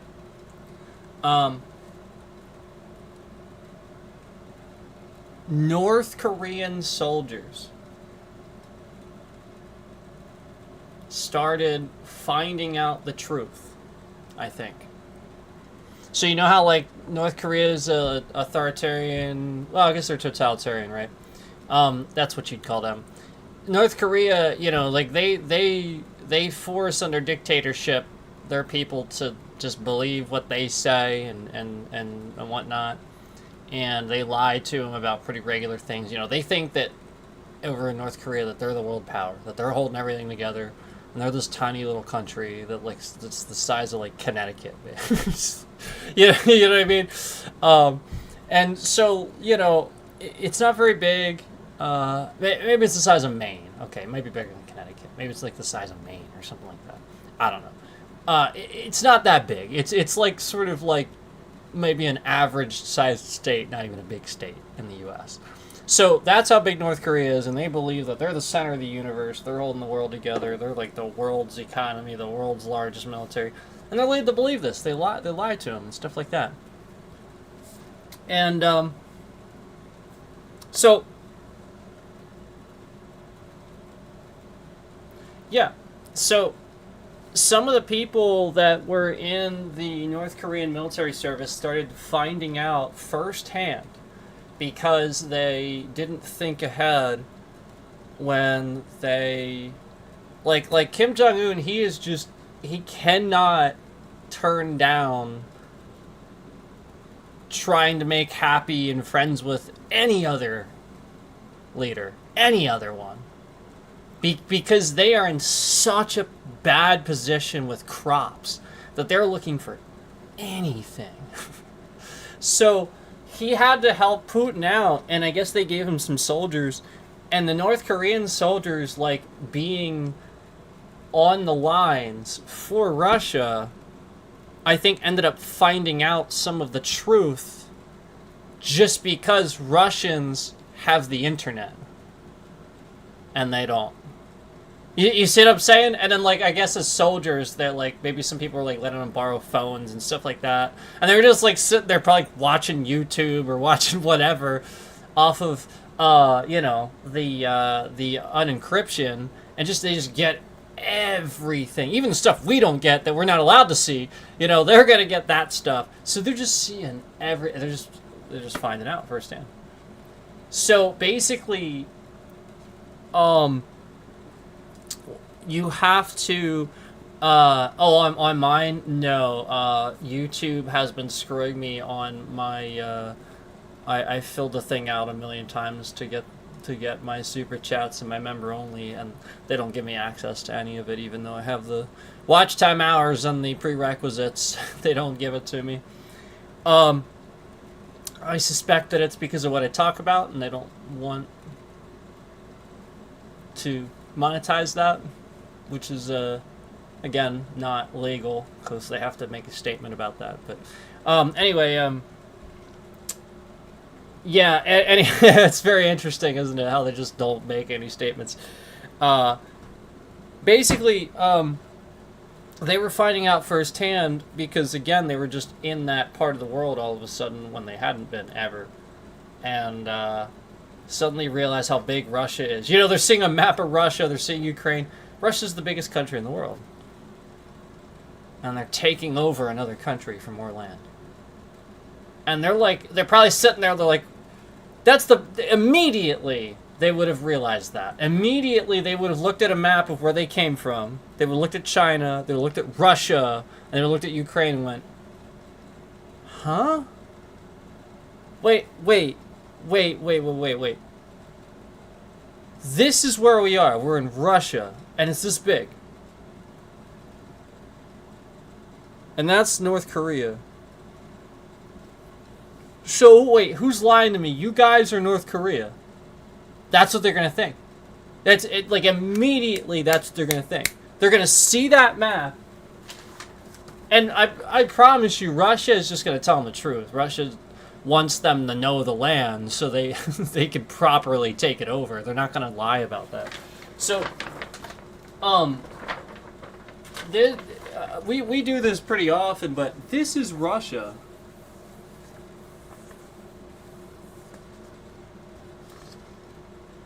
This little tiny blip down here, that's North Korea. That little tiny blip right there. That's North Korea. That's South Korea. This is Russia. This is Russia. This little tiny blip here is North Korea. So imagine you're a North Korean. You're lied to your whole life. You live here. You think this country holds the whole world together. They're the world power. You're lied to. And then in some sort of deal, you're an exchange soldier for this country now, and you're being shown this map, and this is the country that... And your mind is blown, and you're like, wait, who's lying? Is it North Korea or is it Russia? Wait, what? And then you're at first hand, you can see that you are here, and you're looking at a satellite GPS, and you're tracking it, you're following it around, you're a soldier, you can clearly see the instrumentation's working, the GPS is working, the map appears to line up, and then maybe you get back, or you compare it to the map that you have, and you can kind of see, son of a bitch, they're lying to me. Son of a bitch. So this is what some of the North Koreans that like that's we can joke and laugh about it, but to them it's very serious. Where so like here's the other side that you don't hear. They're brought up in a society where they're taught not to love their family too much. Or like the rest of us, your family is your family, Fast and the Furious. It's all about family, but, I feel like Vin Diesel is going to show up somewhere and burst through the wall like Kool-Aid Man or something. So, like, the whole point is that in North Korea, that's not the case. This North Korean soldier was he was it was tough to watch. He was trying to keep it together, but it was tough to watch because as he started talking about his family, I could see the lingering thoughts where he had trouble talking about it because. All right, so basically he doesn't even realize his family's his family. Like, he's not taught that. He's not... Like, they're taught they're strangers, that they're not supposed to have... So basically, like, most of the time North Korean soldiers actually have to give up intel about family members so they can, like, put them in camps. And they're thought of as criminals. And he was recounting that, like, that basically he got out because he gave up his family. Like, it was like something like that. And then once he got out, he realized what was going on. And, like, he was talking about it, and, like, he just started tearing up, and you could see the lingering thoughts where it's just like, I can't imagine the depth of what that guy is thinking. You know, being a North Korean soldier lied to your whole life. You don't even understand that your family, you know, like your mother and father, like, are who they are, or your wife or whatever is who they are. No, they're just strangers because you're in North Korea, and that's their intel to those people. And this guy's just, like, recounting this as a soldier. He's just crying and trying not to, but, like, he is, and so basically he's, like, thinking about where his family is now. Like, they're probably in a camp, you know, like, that's the point. He was thinking about, they're probably in a camp, you know.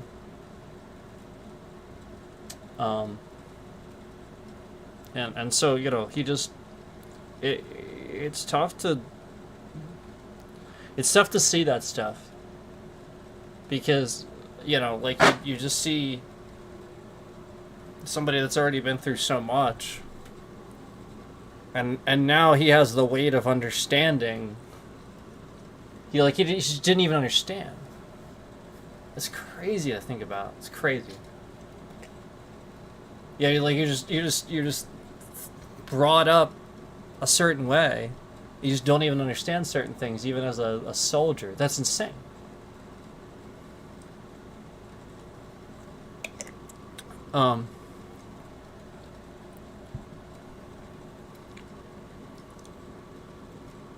Anyway, that's definitely one of the worst examples of a totalitarian society.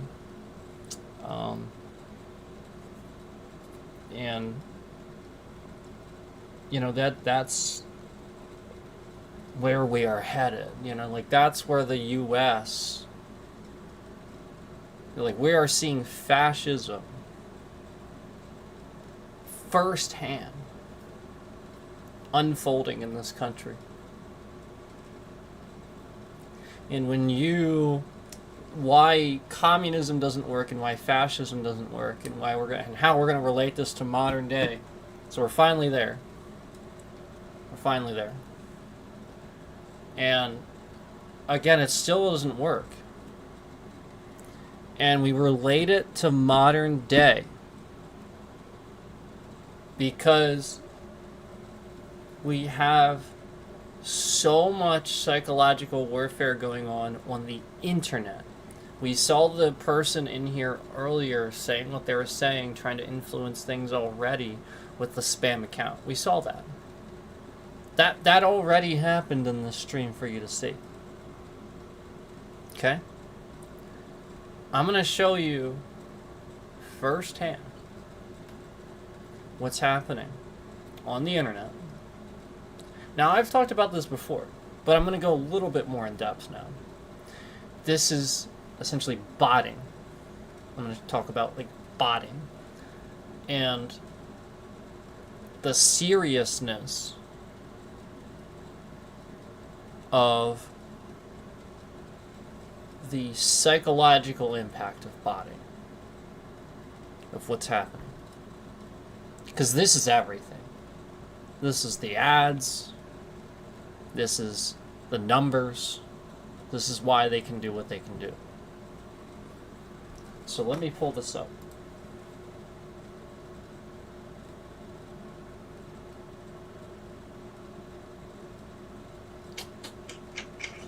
Where did I put it? Oh, there it is. Oh, there it is. Oh, there it is.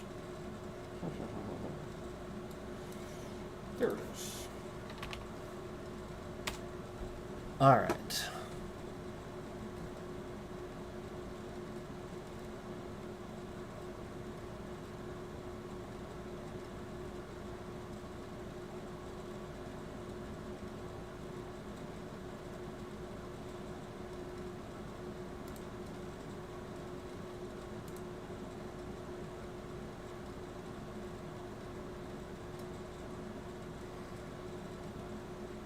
All right, so hold on.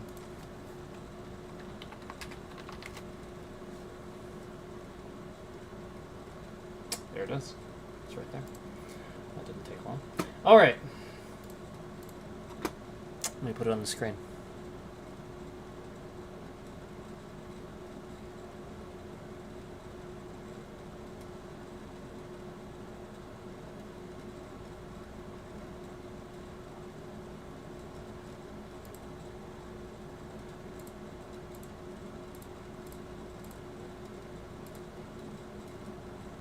Okay. What I'm about to show you is a botted YouTube page.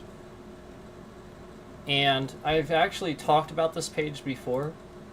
This page is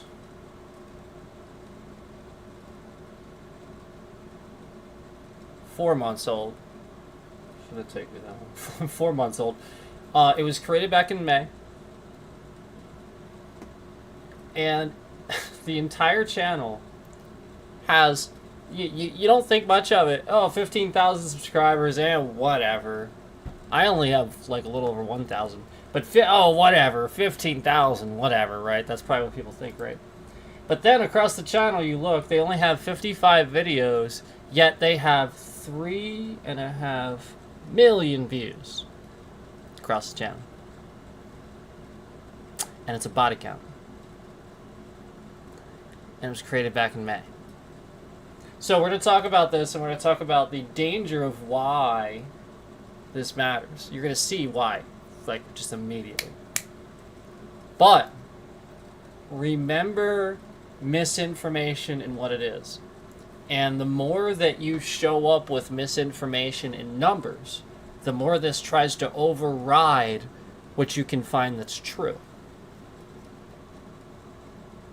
So if you have a huge database of like bots and stuff like that, maliciously with trackers and cookies like that, looking for anybody that posts about truth and information, and try to bog down those trackers and cookies with that misinformation, this is what you're going to get.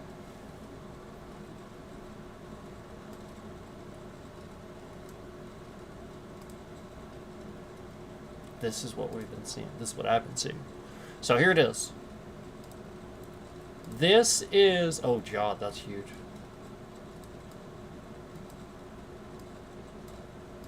Okay. This is a botted account. Now, we've talked about this before. But as you can see here, this is an account using AI, fake AI, to convince you that Fox News has reported all of these different celebrities saying that they're leaving Marvel and that they hate Marvel and that Disney can kiss their ass and stuff like that, and that they're going to Sony and DC and yada yada yada. And so all the stuff that would ensue and stuff like that, and get people riled up. It uses real pictures of celebrities like Ryan Reynolds, Chris Evans, or Robert Downey Jr.'s, not real pictures, but AI pictures, and trying to get people to think, that this is real. So the scary thing is the fact that I've said this before, I've reported this channel to YouTube, and they just allow it on here. And these are real celebrities using a real likeness, putting Fox News right here, and then you watch it, and it's literally just nonsense. It's literally just bits and pieces of clips of nonsense. It's nothing. Literally nobody. You know what I mean? Like, it's not at all what the thumbnail says. And you see, some of these have like 500 some views, but then others will have like 286,000 views. And then the first video that they had has almost 1 million. And of course the thumbnail for that is Robert Downey Jr., Jeremy Renner, Chris Hemsworth, and then 2 different pictures of them burning their Disney contract in the thumbnail. And so that has almost 1 million views, and this was again started 2 months ago.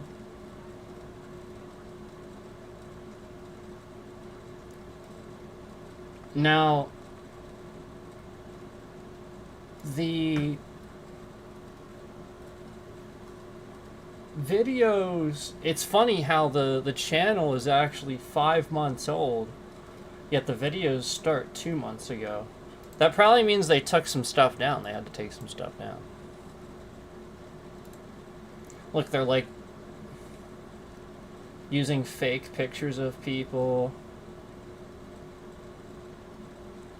So like all these are just AI pictures of like celebrities and stuff.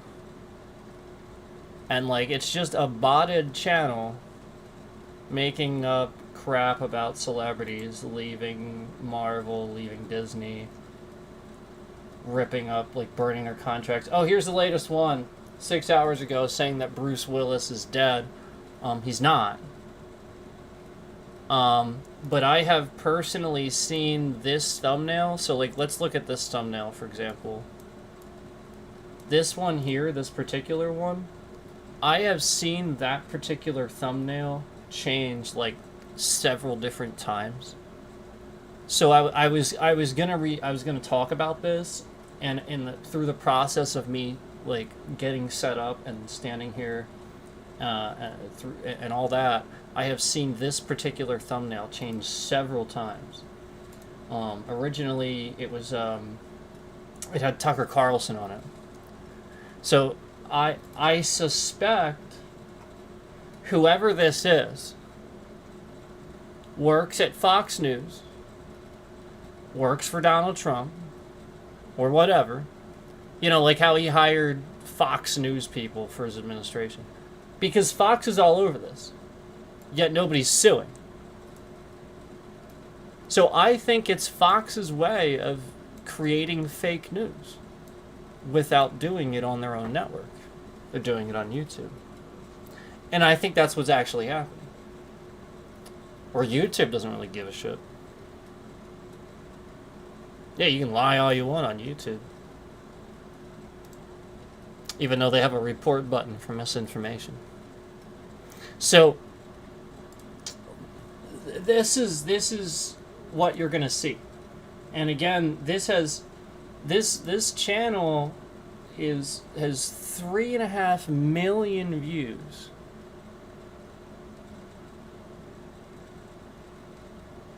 It's not even a year old.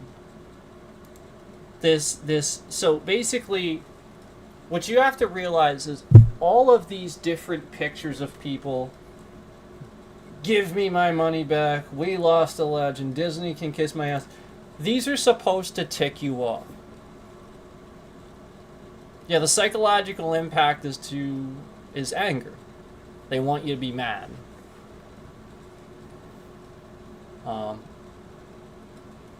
So, you know, that's what this is. And then this one, you can see how this one is one of the ones that didn't gain any traction.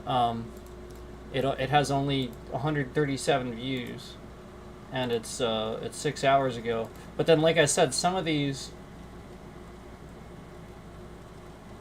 where was it? This one from 2 weeks ago has 286,000 views, and it says, Avengers cast quits. Marvel halts all future films after Ironheart backlash. Which just isn't true at all. It's literally just lying.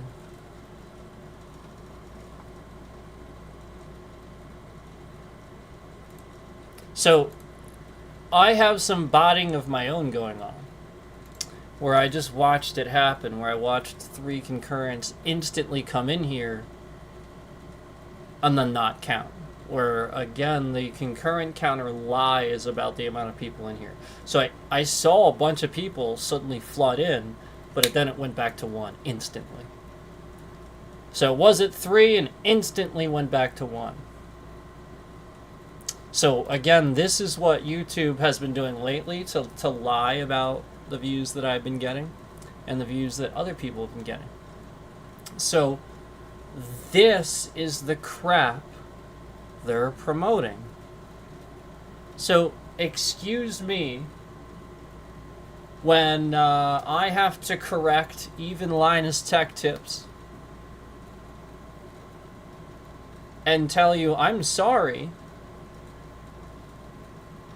It's not what you think. It's not that you got to do some new clever thing. No, it's because YouTube, and I'm sorry, but those of us who recognize a cancel rhythm when we see it, a designed algorithm to make you fail if you have something smart, intelligent, or takes a long time to make a point, the cancel rhythm will make you fail on purpose. It is designed that way. So when I say cancel rhythm, stop going cringe in your mind. It is a word to tell you what this new thing is. I'm not saying it was on purpose. I'm not saying that there's this like evil henchman behind the scene. No, I'm just saying that like it was designed this way for maybe a purpose, but that purpose is shit. Okay, I'm just pointing that out. And I'm pointing out that this gets 3.5 million views in 2 months. Because again, it's 2 months of videos. This is 2 months old. 3.5 million views. Okay, so when you're standing there and you're telling me that you don't know why you're not, and you're trying to do all these things and talk to your audience about it, all you're doing is sharing with everybody everything that you're doing to try to change to fit the new cancel bull crap that they're trying to sell people that, again, are people that are falling for the psychological memes, the psychological warfare, the crap where people don't want to watch something that literally doesn't grab their attention because it's visual or something like that. It doesn't grab their intellectual. They don't care. That's the point. So yeah, you suddenly start putting thumbnails that are simplistic by design. Yeah, and everything else that's streamlined and less thereof intelligence and lacking of content. Yes.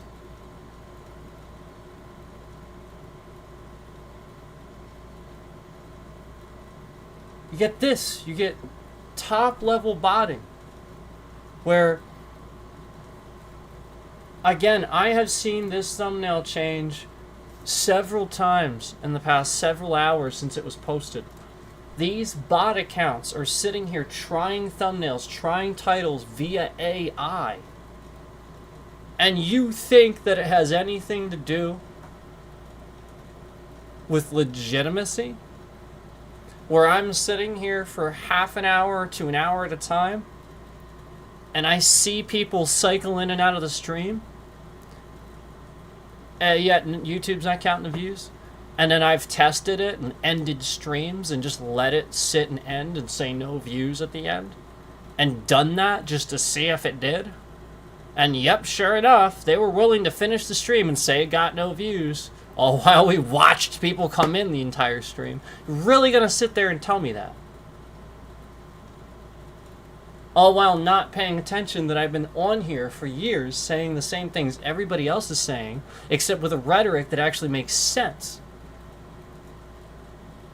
Not with a rhetoric that tells you, oh, yes, you just have to do this, and it's, it's better. No, until you do that, and then your views start going down again. You do that, and then your views will start going down again. It works for the first freaking, and then they just start going, because of this.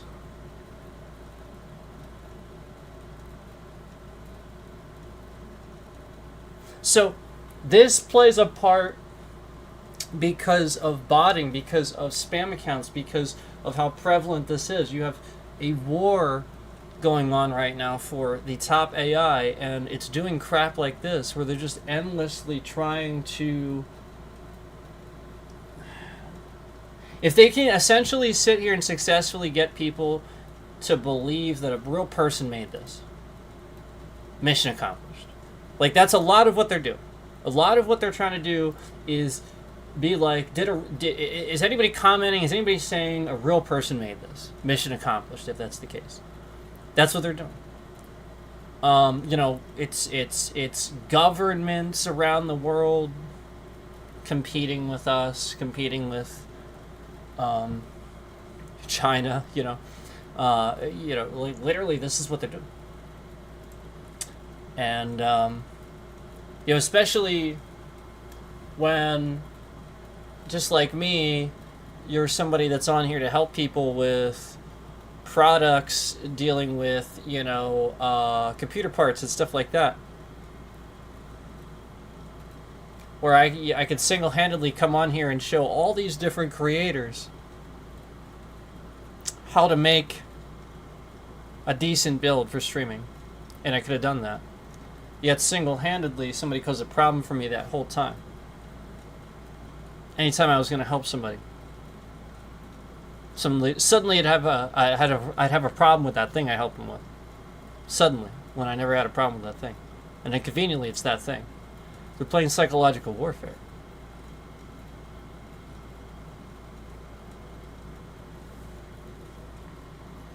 So, like, especially when you're that, where it's them reverse engineering how you're able to do that build, or how you're able to do what you're doing when they're doing this. Yeah, of course, because they want to do it too.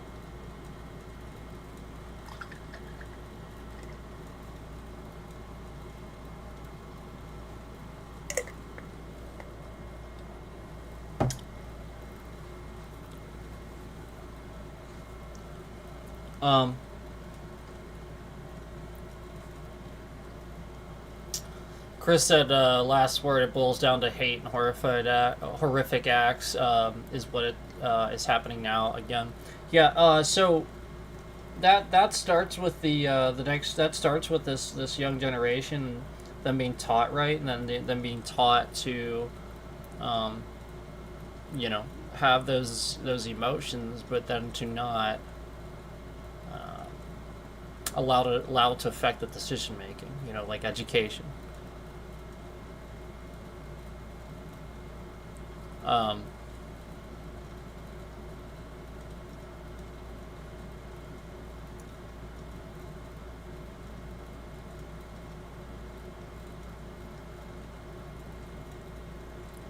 Just like any other deduction or hard decision you make. How do you determine if a movement for a cause, like a racial cause, we'll even say that, something as big as a racial cause. Let's say this movement is just trying to draw attention to this and stuff like that. What? Yeah, they're marching on the street. It's causing a big ruckus, yada yada. Okay, are they allowed to do that? Are they operating within the legal parameters? Okay. And when it becomes bad, and you make the decision to do something, is only when actual people destroy things, and harm others. And then you don't label the movement as that. You reprimand those people and make sure the movement isn't saying that. Is the movement saying we're here, that they're there for violence and that they're there to destroy things? Or are they just saying that they're there for this and that, and some people are doing that from that movement? Yes. So, people will always be people. Hate's always hate. And pressured, hated people will absolutely respond, for sure. FBI knows all about that. So, you got to realize that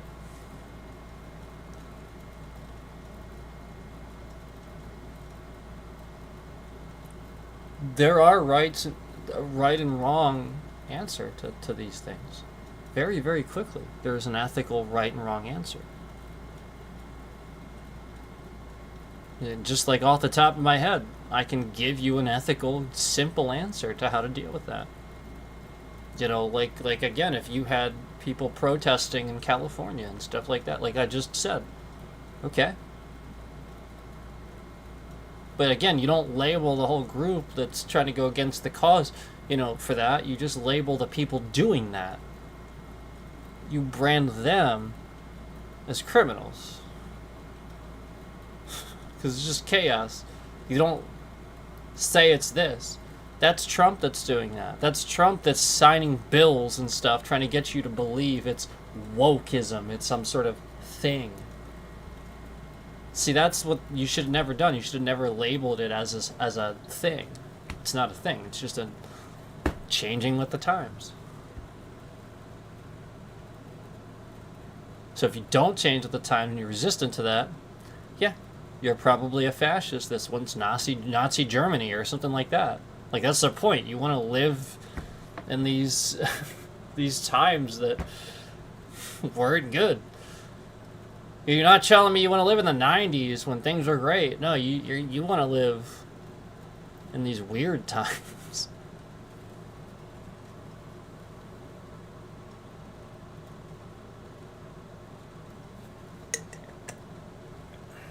All right.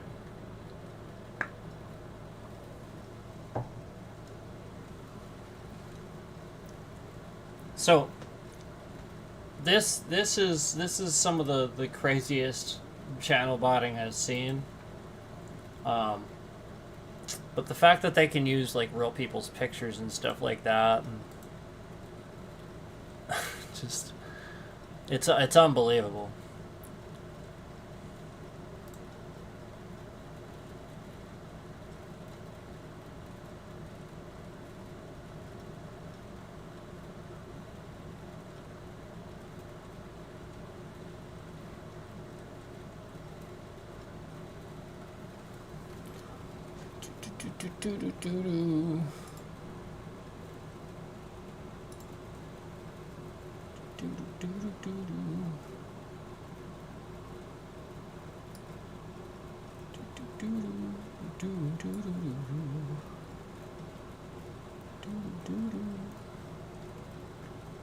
All right.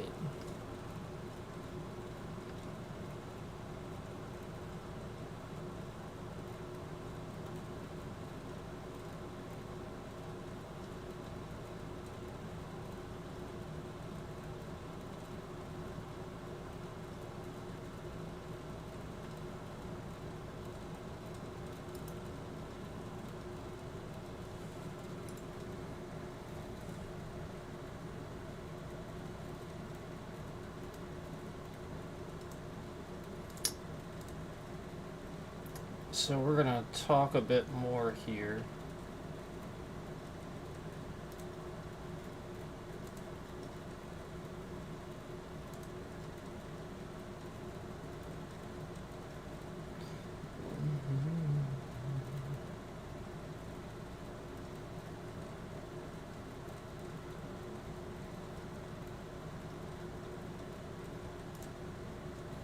So after, so like my previous stream, the stream from last night, that had no dislikes on it whatsoever until I started this stream, and now it suddenly has 7 dislikes. So this is what, anytime I've ever talked about somebody's channel that's doing this, that comes in chat and acts that way, this is what happens as a result. So the person that came in chat earlier that I reported for being in my chat, they went on all their different accounts and sat here and disliked those streams that many times. So like I just wanted to talk to you guys about that. Like that's literally all that happened. Those dislikes are not different. Like that's literally just one person spamming the dislike on all their different accounts, and it's the same person that's been doing it. So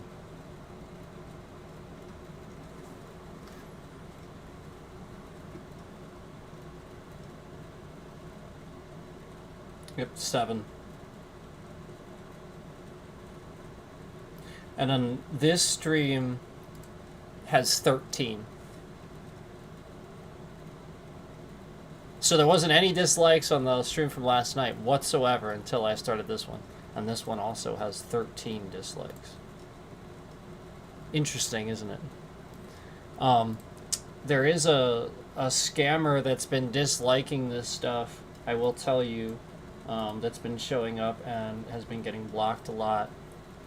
That's been stalking us and following this channel around behind the scenes and doing things. So this person likes to use their account, all the different accounts, to sit here and like the stream up to a certain number and then remove those likes. So they like to do that. That's stuff that they do.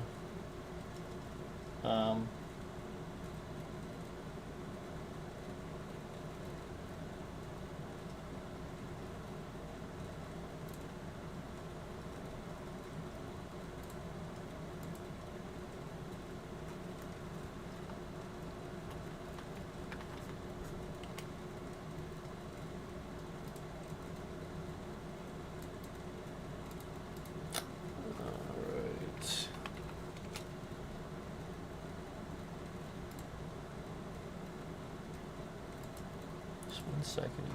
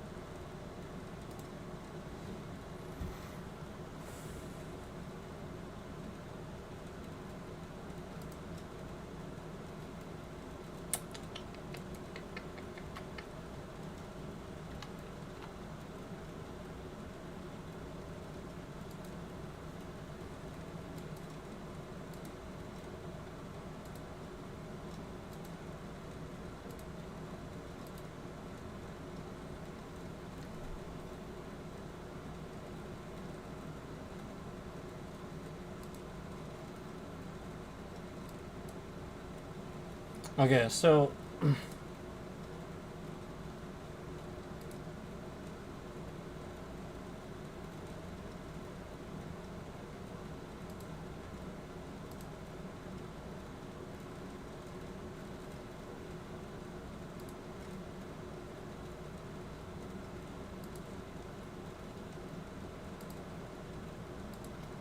I'm sorry, I've just been trying to get something working here. Sorry about that. So actually let me be right back here, and then we'll continue talking. There's some stuff I want to still talk about here. But I gotta be right back. December.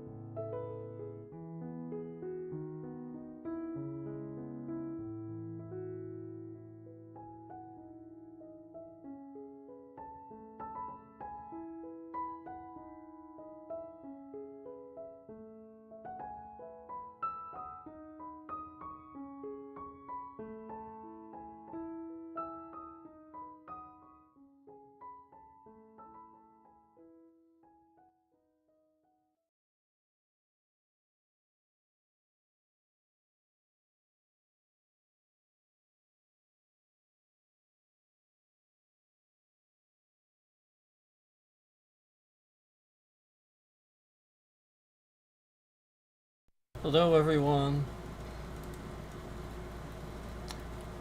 Thanks for hanging out. So, I do have a couple of things to still talk about, and this is important. Um, so let me just start by saying that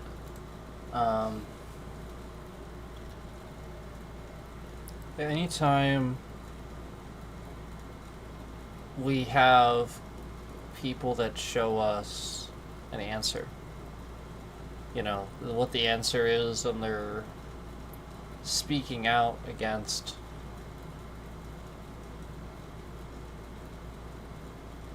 war in general, just that type of thinking in general. Anytime we have that, and we have like this concept of like somebody like heal the world sort of concept, that sort of thing. And this person is very liked and has global support, basically, like very liked and stuff like that. We all see the same thing. Do we all pretend like we don't see it? I see it.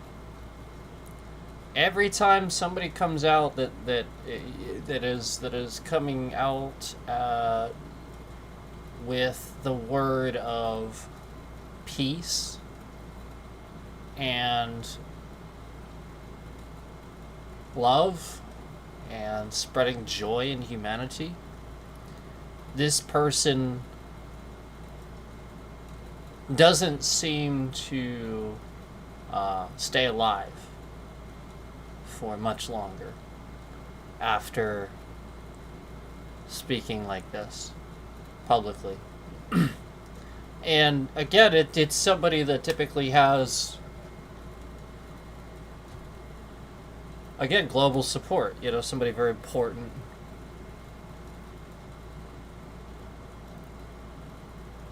And we've even seen several people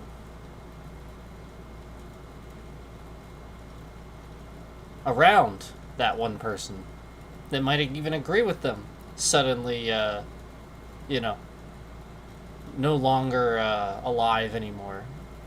And so when we see this as a regular sort of thing where, these people just suddenly aren't alive anymore after try to spread peace,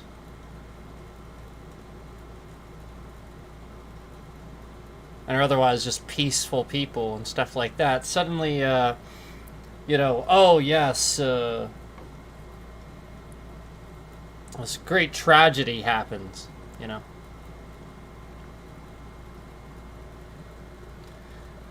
This is absolutely a pattern. There's no way I'm the only one that sees it. And it has happened.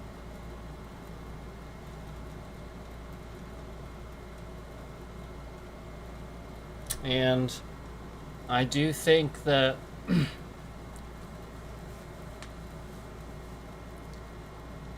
certain countries use their intelligence organizations to put psychological pressure on certain key people. And I think that they sometimes get those people to either unalive themselves or get somebody else to do it because of the things they're saying, even though it's peace and healing the world and stuff like that. I do fully believe that plenty of other governments around the world will unalive somebody that you know and love. Maybe a really popular vocalist speaking about love and stuff like that. And You know, like the whole point is that it'll look like they did it. It'll look like it didn't happen. It'll look like exactly like the person, oh yeah, was just having a tough time and stuff, and it'll look like that. And I've had a few concurrents in here just now as I said this. That didn't count on this concurrent counter above my head here come in as I say that. And we know that these concurrents that come in that are tied to things that I say, the reason they're so instantly in there is because they programmed their bot or whatever to come in right as I would say that. So they had to have thought of that first and premeditatively put that in there. So that's when you know that by me organically saying that, that is absolutely definitively something that other countries are doing, maybe even our own, where again they had to premeditatively have programmed that bot to literally know what you're saying, to have come in here right when you said that. Otherwise it wouldn't happen. And I saw that just now. I saw several of them come in at the time that I say that, and this concurrent counter didn't move conveniently.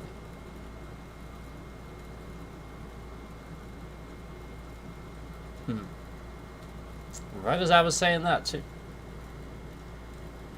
So we know this happens and we see it. We see these patterns. It was, by the way, those two concurrents it always is. Exactly two. Just like always. And so remember that the concept of the botting, the bot YouTube account that I showed you, the trackers that, essentially just having some sort of monitor on anybody that's a U.S. citizen. That is what these intelligence organizations are doing all around the country. They're just using AI to identify your voice and monitor everything that you say. Especially if they know that you're Donald Trump, or, like you're a celebrity and your voice is constantly heard. They can use AI to trace and track that through connections and communication.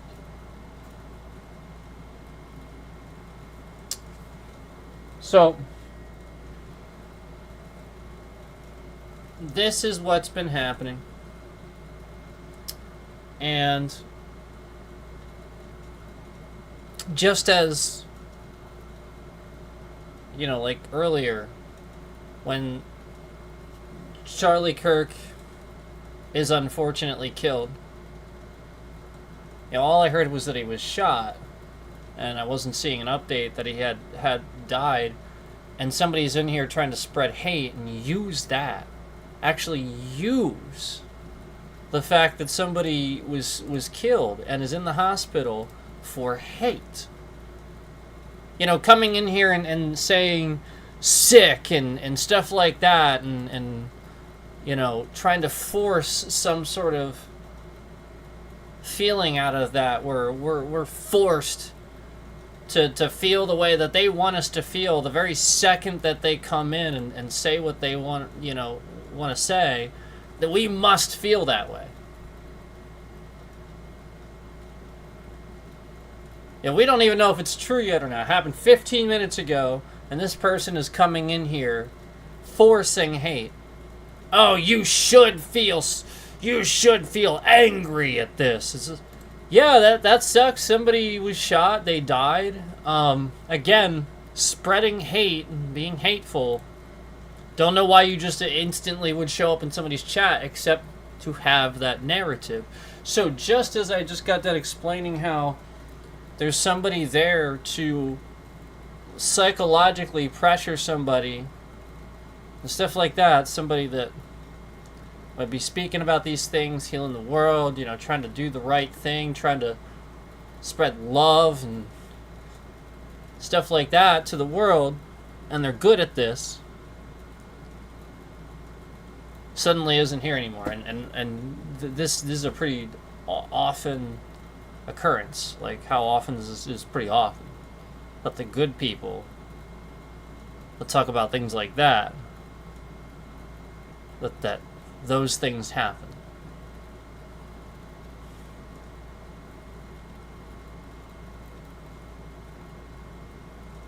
So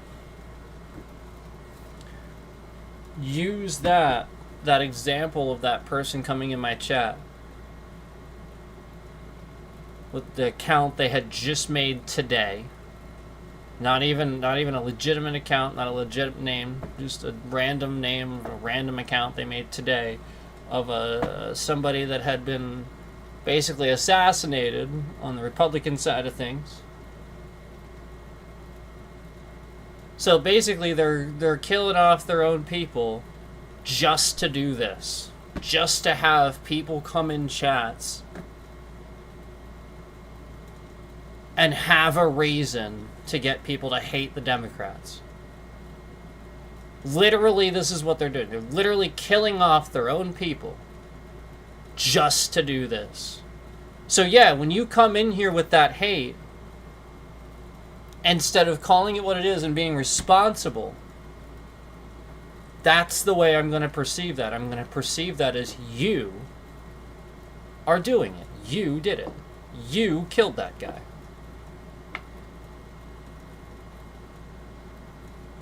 Because that's exactly what you did. That mentality does do that. Because the moment you do that, you're telling them that that works.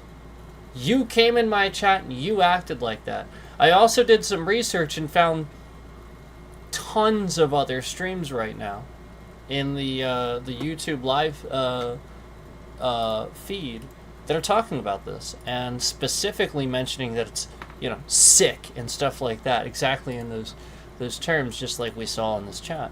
So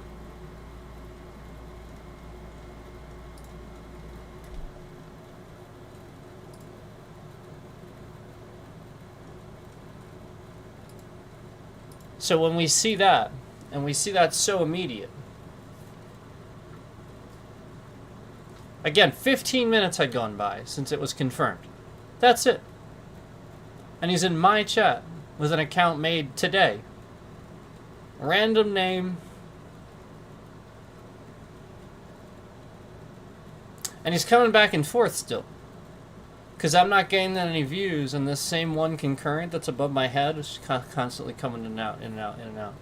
It's just that person.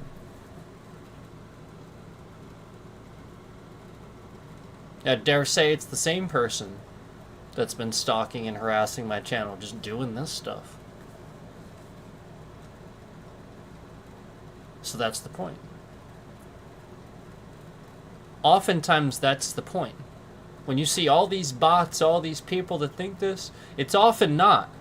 It's often just a few people with a shitload of accounts that they shouldn't have, doing irresponsible things with them.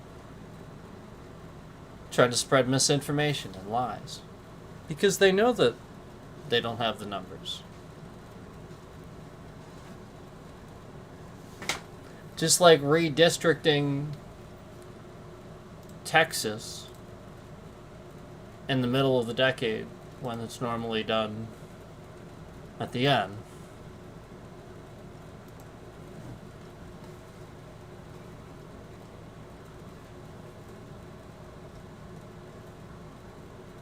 Just like that.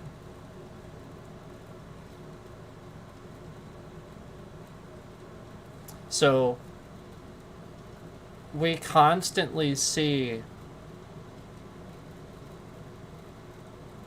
Trump and this current administration doing illegal things, doing things that have never been done before, specifically, very obviously, specifically to gain illegal favor to rig the election, that the very thing everybody stormed the Capitol for, literally did illegal things for the first time. The thing they pardoned, the thing he supposedly pardoned them for and stuff, now they're actually doing. The thing that they supposedly were against. No, the point is they're not for any type of cause, they're just for whatever that guy says. And that's why communism doesn't work, dictatorship doesn't work. Because all you're doing at the end of the day is just listening to the word of one person.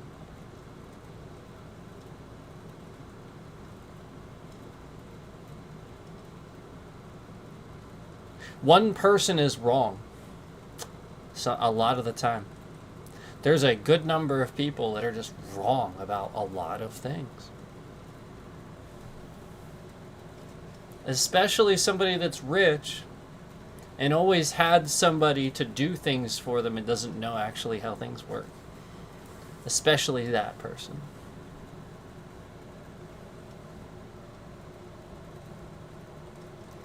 So,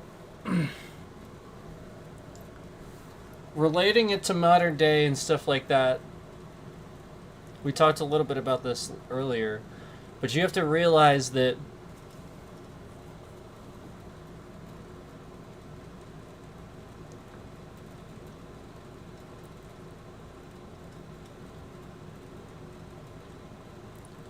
somebody with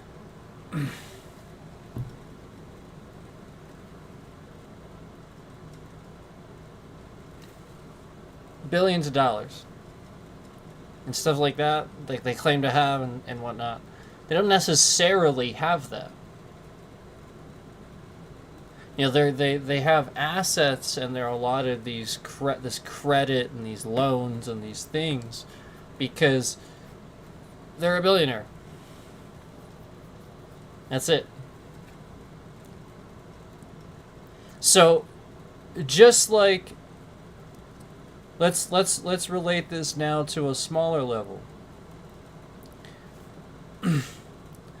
Celebrities and stuff, they're pretty wealthy too. You know, like actors and stuff like that. They're pretty wealthy too.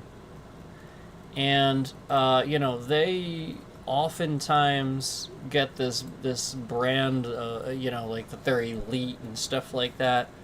No, not anymore. You know, there may have been a time where that was the case, but what you have to realize even now is because of what's happening and stuff like that, especially because of the economy and stuff like that, they're not really rich.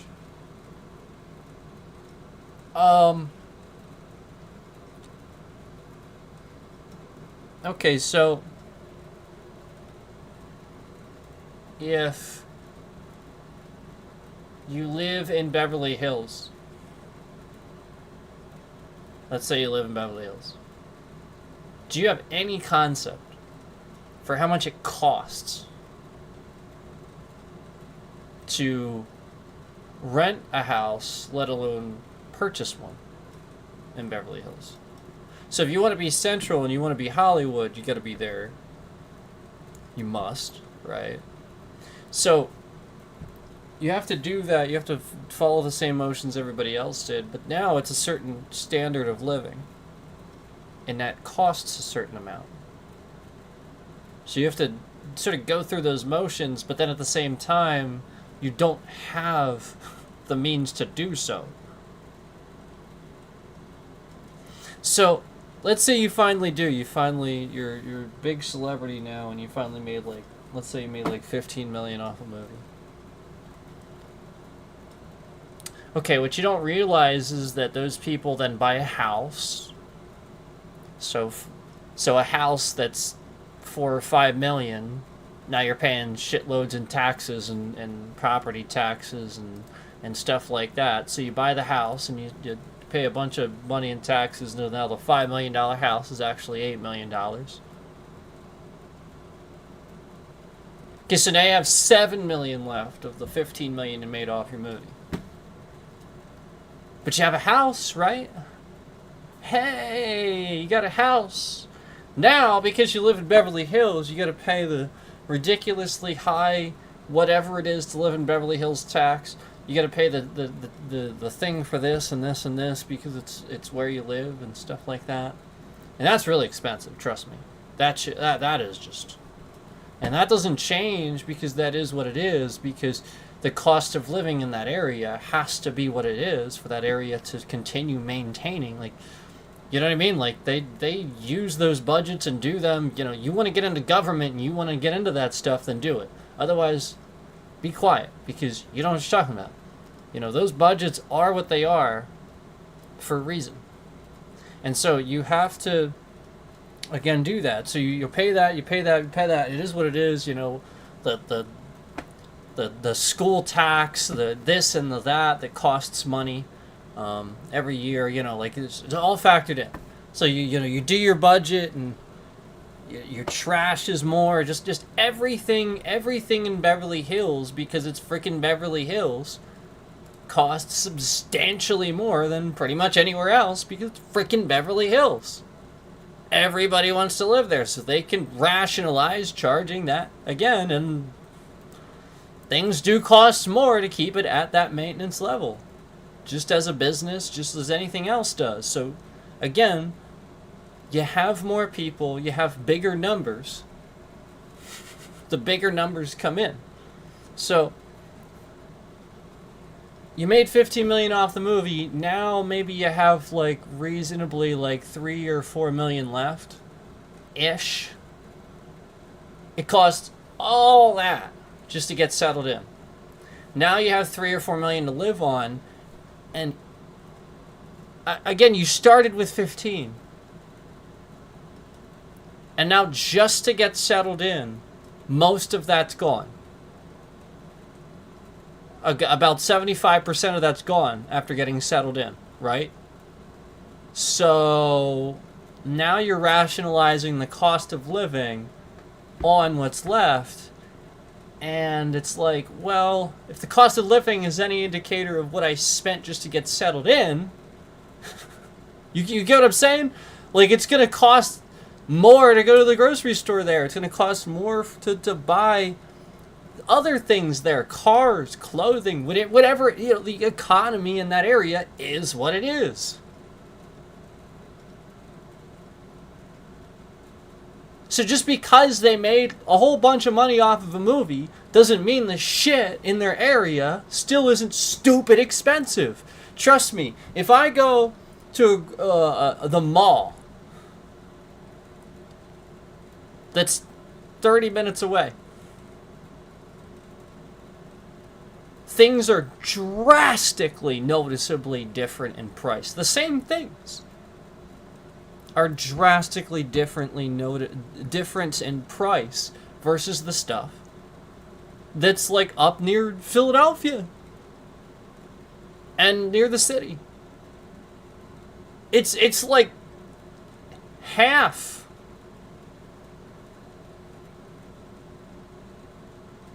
And it's kind of always been that way. It really has. It's just the fact that you have more people now in poverty because of what's happening. You have so many people now that, again, there's these big numbers and it seems like they're making a lot of money, but really they're just making ends meet just like you are. They just make more, and they have more, but doesn't mean that it's still not material things. They don't really have more, per se. They just have more stuff. Higher value stuff. So yeah, when they sell it, it doesn't depreciate like your stuff does. See the difference? A rich person knows how to invest. That's it. They were taught that. Somebody taught them that. They had a manager. They had whatever. They were taught it. Somebody that lives in poverty is somebody that... No, they don't have the slightest clue. And that's the difference. They know how to invest. That's it. The all these people that I kept telling Bitcoin's a scam, they don't know why I was saying it. Not really. Cryptocurrency. I shouldn't say Bitcoin. That's a brand. Not necessarily the brand of Bitcoin, but cryptocurrency. I should just say, just as a generalization. I was saying this as a generalization, and people were really understanding what I was saying for the longest time. And it's like, I think now people are starting to get it a lot more. Because the point is, like, we've discussed this before, like, how do you not recognize that scam when you see it? Money, real money, is based on something. It has a backing. It's backed by the Federal Reserve, which is backed by gold. So that's pretty substantial. What's cryptocurrency backed by?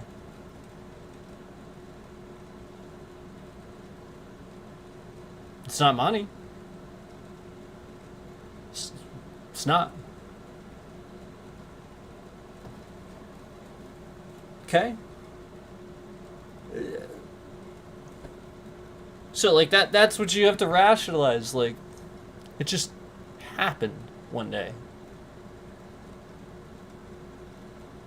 So basically, any smart person is going to know how to deduce that and understand that. Like these folks that are a little bit more educated, they went to college, they had some knowledge on investing and economics. That's it. And most people don't get that.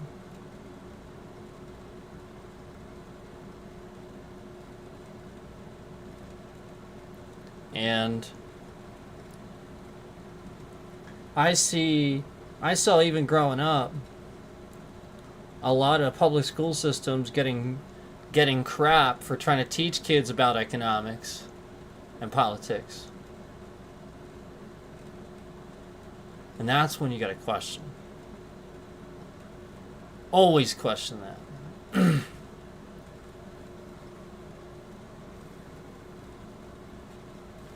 Yeah, always question that.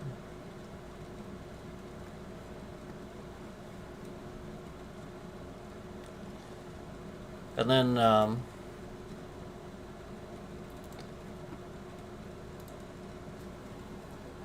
we still have this real obvious thing that's happening with this person where as soon as we get to a certain point in the stream, this person that's coming back and forth is causing the stream to not have any viewership. So them coming in and out, in and out, and in and out, where we see no other numbers on the stream, just their view. This is a very recurring pattern, and this is the person that was in the stream earlier with that random spam account that was trying to make it a certain thing about the Charlie Kirk dying and stuff like that. Like this is that person. They just made a different account, came in and said those things. It's literally just that person. So this is what you need to recognize. You need to recognize these people doing these things. We didn't have any dislikes on the stream, then suddenly after that person we have 13 dislikes. Yeah. Recognize a bunch of people that showed up just to hate. Because they know that we don't like Trump. They just sit long enough just to... They don't listen to what you say. They don't want their mind changed. No, they don't have any inclination to change their mind. They just want to know if you do or don't like him, and if you don't, then you're going to get hate. And they're going to sit here and they're going to try to figure out ways to hide the views that you are getting.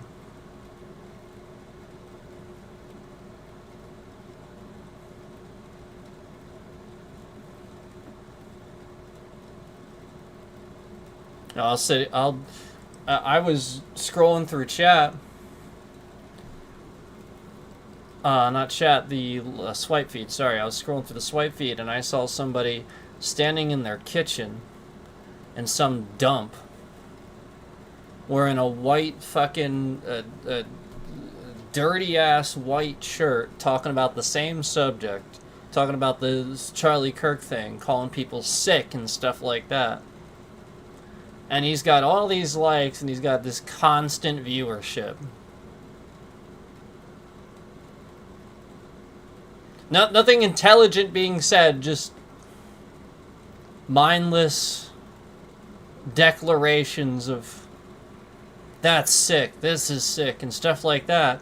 And that's where everybody is. That's what they're promoting. That's what they're going to show you the views of, not this stream. Well, again, there's plenty of people in the stream. The person that's coming back and forth is literally just doing things to hide that. As I've stated, I am a target of foreign intelligence organizations, and they have been harassing and attacking all of my devices. If you guys have been paying attention, they've been doing this for a long time. They've had my data for a long time. They've been following us around. Specifically after I noted that I had a device stolen and it pinged and showed up in Pakistan years ago. So, you know, like just all kinds of stuff where my data got leaked to other countries that would do really bad things with it. And try to manipulate people. And I've seen firsthand evidence of that. Of people in my life actually, like evidence of them, you know, of somebody trying to manipulate something. And it's pretty stupid, actually. It is. It's pretty ridiculous when you see it firsthand. It's really stupid stuff. Like it's like the childish stuff that you think that adults would get over quickly, and they're not smart enough to. A lot of them, they're not smart enough to just simply ignore the you know the nonsense they're being fed, the propaganda, and turn on the logic center, and you know like just nobody can do it anymore. So that's what we see in the live feed, or we scroll through the live feed now, and that's what we see being promoted on this platform. Instead of the stream, where we're talking intelligence, we're not calling people sick and stuff like that. Yeah, we'll block a jackass that comes in here trying to spam my account. They created an account literally today to hide who they were. So yeah, we'll go ahead and block that person that came in here just to dislike the stream 13 times after getting blocked. Yes, we'll block that person. Yep.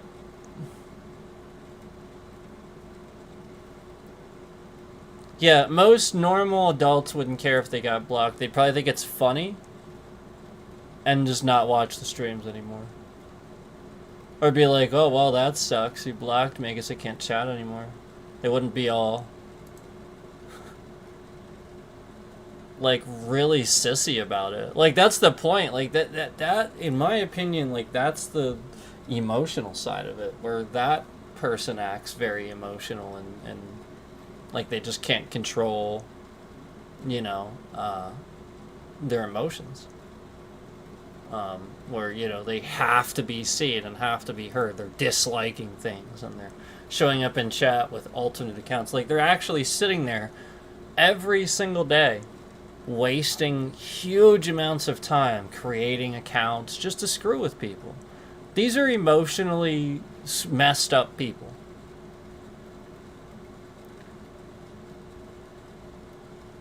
Because, I mean, that's what they're doing. Every second of every day, this person is wasting their time.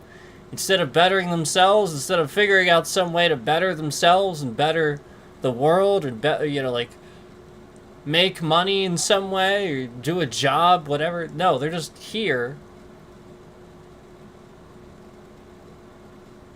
stalking somebody Like just the weird amount of time somebody would have to want to waste doing that shit. That's what you need to rationalize as psychopathic behavior.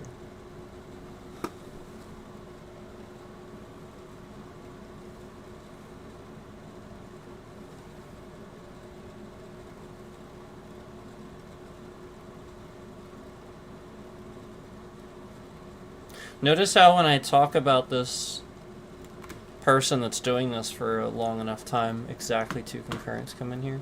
I wanted you to see that. Where, like, we wouldn't get normal trending, but instantly 2 concurrents will show up. That's what I wanted to show you. Though those concurrents are doing this, where they're masking the real trending that we're getting. So I can see a full graph of trending until, again, the real person left chat earlier. And so since there's no real person in chat regularly chatting, they can sit here and lie about whatever views that we have because there's nobody chatting. Which is what they're doing to literally anybody that doesn't have a chat. So if you don't have a chat, they will literally just sit here and lie about your views. Which is why it forces people to get bots, chat bots and stuff like that. So this is the manipulation that YouTube takes part in, where they force content creators to cheat by not promoting people and rewarding people that frankly sit here and do it themselves. They actually would penalize you. Yeah, because I've had huge amounts of problems using chat bots with data and stuff like that that exposes your data. Using chat bots and stuff like that, there's trackers and data all over that stuff. So this person has your data. All they gotta do is sit there and follow the trail through the chat bot as soon as they see that chat bot. It's like a direct line. So, again, that's what YouTube is allowing and enabling. And that's quite frankly, like, we had to sit here. Do you remember all the times that I'd use Nightbot? And I had to just stop, because remember all the times where I'd sit here and it's very obvious the person that's watching this concurrent right here, this stalker, it was very obvious this person was using my login credentials for Nightbot to sit here and make Nightbot just constantly say the same message over and over again, regardless of whether it should have been. Because Nightbot doesn't just randomly say the same message. And the entire time I used that, it would do that. And yet, that's not something that happens. It's not how Nightbot works. It doesn't just say the same message. You decide what message it says and the frequency. So why would it just constantly be saying the same message over and over again, even though those things that would cause that message to happen haven't happened? Well, somebody has your login data, and they're simply logging in, and they're getting it to say it over and over and over and over and over and over.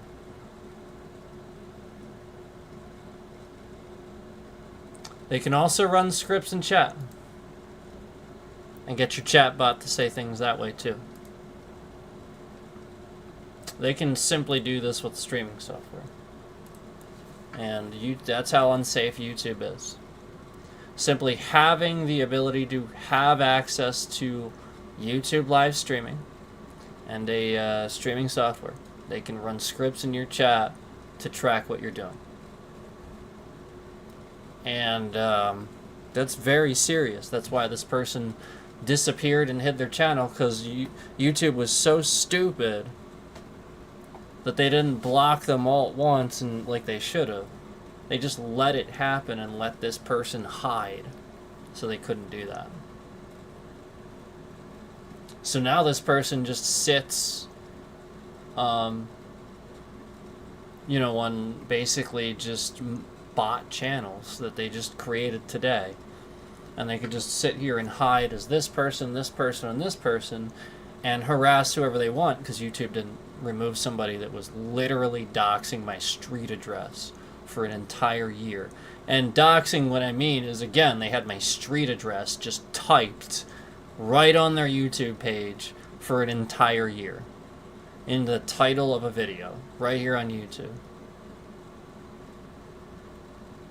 Yep, they were stealing all of my streams, reposting my streams as I was live, which is illegal. That's restreaming. They were doing watch parties of my live streams. That is restreaming. They were doing it consistently, daily.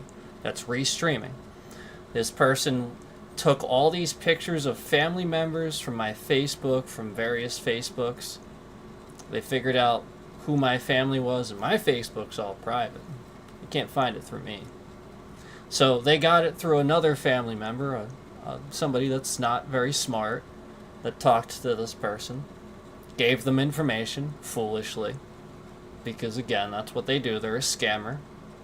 So they just sat there and restreamed these streams every single day. Every time I'd do a stream, they would just restream it and siphon my viewers to their channel. Move the bitrate around maliciously. And they would take all these pictures from Facebook, from all of my family members' Facebooks, and just put them over top of the stream, just right at the bottom of the stream, and literally so maliciously, they would actually type their names over the top of the picture so that you knew what their name was. They did this for a year. On this platform. All over their channel. All over their YouTube channel. Every single stream. And it was like some thumbnail of like a person in my life. Just the thumbnail was their face. Like a family member or something like that. And they literally typed my real full name right into the title of the stream. And you see how now we have consistent viewership. Well, it's that person. And remember, it's only 2 viewers. Well, this is actually 2 people. It's this person, and this person revealed to me his uncle, apparently, is doing this a long time ago. These people used to be just simply viewers on my channel that I eventually blocked, one of them, for being nasty. And he started harassing me. So yeah, I was right to block him. That's all this was. And again, all you gotta do is go back to those last Epoch streams and you'll see him right in chat. It was Breezy and No Sleep Wiblo. Both of those people.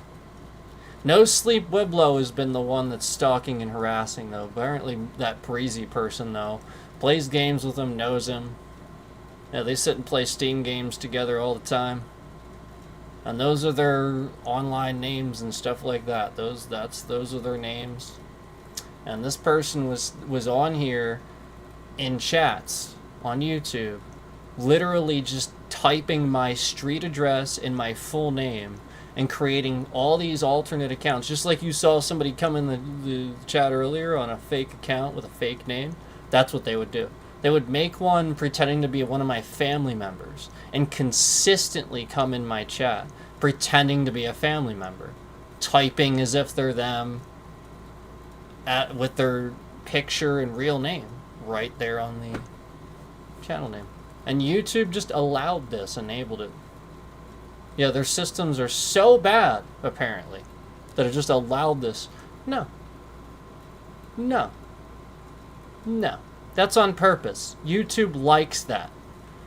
If their systems allow a real name to be used, they're using that for data perp. They are taking advantage. That's programmed into their system like that. Otherwise, yeah, it would have detected it immediately. That's when you know lawsuit. That's when you know you can sue the fucking shit out of YouTube. Because again, that is designed like that.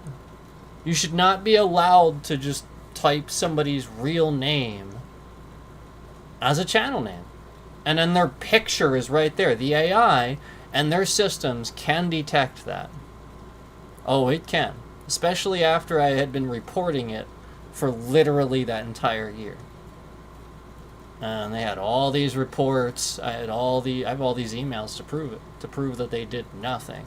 Eventually, the person just got scared, took it all down, and went into hiding. Changed their channel name. Yep, that's all that happened. And that's why we even have any viewers right now, is because this person and the other one are just constantly coming back and forth. That's why it's only 2. Because they're showing their views. That's it. So this is the person that's doing all of this. You know, you see the bit rate on a thumbnail, you see the game getting messed up. Vampire Survivors yesterday. Everybody's trying to act like that didn't happen.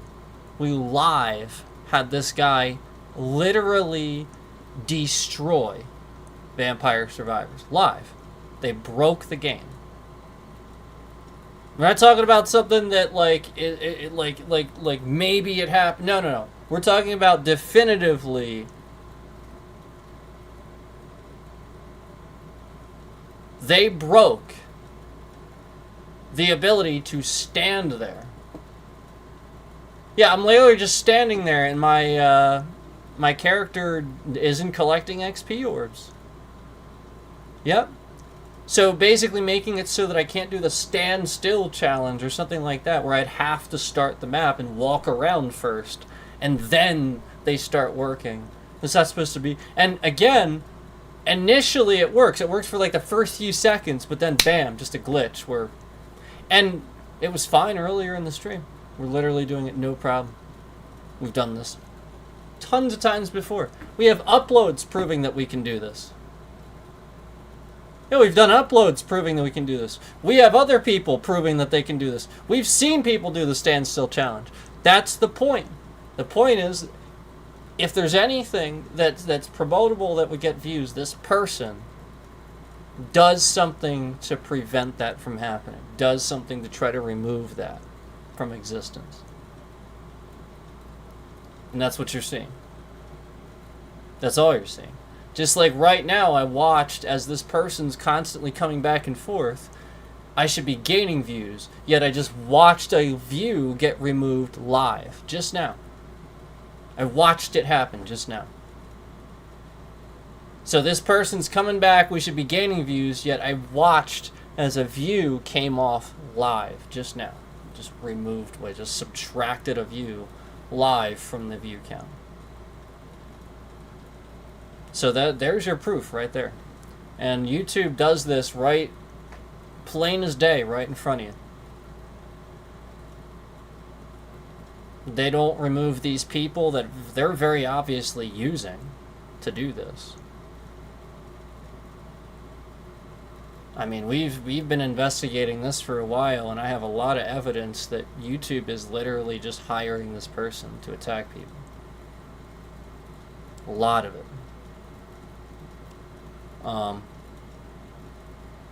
Especially when, you know, we're in here and we're doing our thing and we're just talking about this and we're just minding our own business and somebody just comes in to act really weird.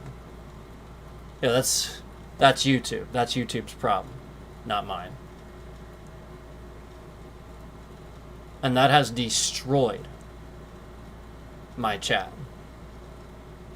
What other people from other parts of this platform have done to ruin the ability for me to even have a live chat. Can't put it on the screen. If I put the live chat on the screen, they move the bitrate around all over the place.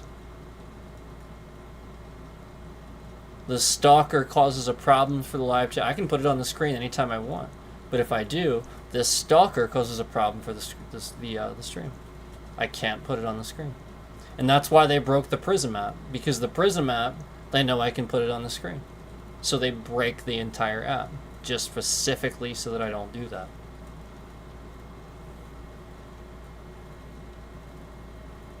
Yep. The very second that I used the Prism Studio app, they hacked Windows 11. And I know that because my virus software told me. Yep. and brand new system, completely brand new install. Instantly hacked the very second that I try to use Prism Live Studio.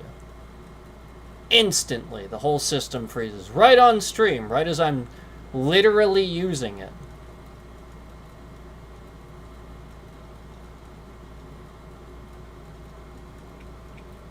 Yeah, well, again, it's Microsoft. Just like all those flights that were canceled, and Microsoft blamed the third-party company. No, that's Microsoft. Microsoft is doing it. They don't want to own up to the fact that they are, again, just like you, ignoring regulations and things because, again, there's this new ridiculous, stupid thing where people are so dumb that they think not having regulations is a good thing.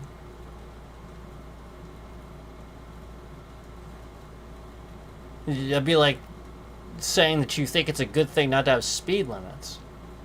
You don't have speed limits. Well, we see what happens when we don't have speed limits around here. Yeah, we see what happens when we don't have speed limits around here. Yeah, I can't even drive down the road going the speed limit around here without somebody swerving around all over the place and trying to get me to drive faster. They're like leaning to the side, swerving around, speeding up, slowing down. Yeah. So imagine if we didn't have that. How nuts those people... They would never be alive. They wouldn't even last. And they would kill other people. You have to have those regulations so that you can exist.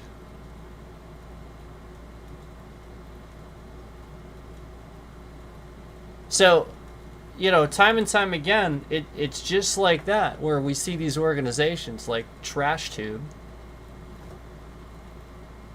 and plenty of other companies that specifically lately think the same way because they're stupid. Because they have actually forgotten what regulation does, what rules do. It's exactly like the company that I worked for that was closing down and closing their doors. And every single person in that place was starting to work unsafely.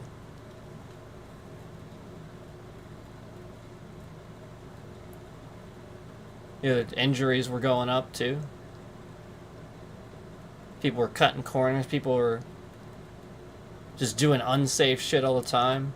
People were just literally hanging from the rafters. Doing dumb shit. Meanwhile, there's a giant freaking sign that lies to you when you walk to the break room that says something about how we care about safety first. What a joke. And meanwhile, that same company is closing down, laying off all their employees and reopening 2.5 hours away with robot arms and automation. And you care about safety. Yeah, you're full of shit.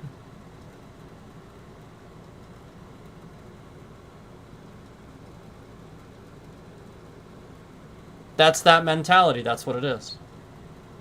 It's that mentality. It's the same mentality that in that same place when I tell a supervisor that I can't get my work done because the other employee behind me is literally talking so loud. And keep in mind, you're not supposed to talk. That's like a rule. So, meanwhile, you're talking so loud that I can't even think to do my work. I have to confirm things. And this person's talking so loud. And meanwhile, the managers and the supervisors, this is a rule. They've told you not to talk before when you were a new employee and stuff like that. But meanwhile, now they're closing. They're just not going to do anything about that. And you still have to do your job while this person is allowed to not do theirs. Okay, so now you see the problem where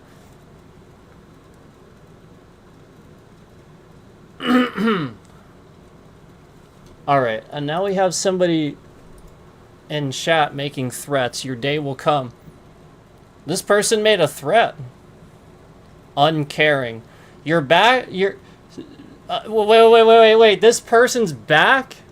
Your lack of basic empathy for Charlie is astounding and shoes what a true sociopath you are, period. May God have mercy on you. So I'm going to report your comment for harassment. So this person made another account and came in here. Look how they're deleting their messages. Look. This is the same person. No, it's just No Sleep Wiblo. That's literally No Sleep Wiblo, the same person I've been telling you it is. I don't even need to entertain that. So you see what I mean? He's going on about this Charlie thing. He's still going on about it.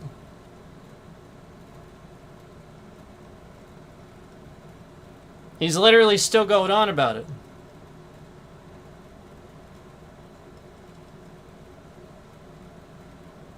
Yeah, he's the one trying to create this hate. Retracts all his messages. I'm making really good points showing that he's in here, showing that he's doing this, explaining that he sat here and doxed my information. He caused this. It's literally him. I already explained. You could go to the Last Epoch streams and look at No Sleep, Wiblo, and Breezy in those chats and clearly see that they were in there causing problems. You can clearly see that they were in there, and you can clearly see this person coming back on a fucking channel made literally today just for the intent to continue talking about this thing where they pressed this earlier, trying to get people to think a certain way of the streamer and stuff like that just because of what they're saying right now from their fake account that they made, again, 1 minute ago.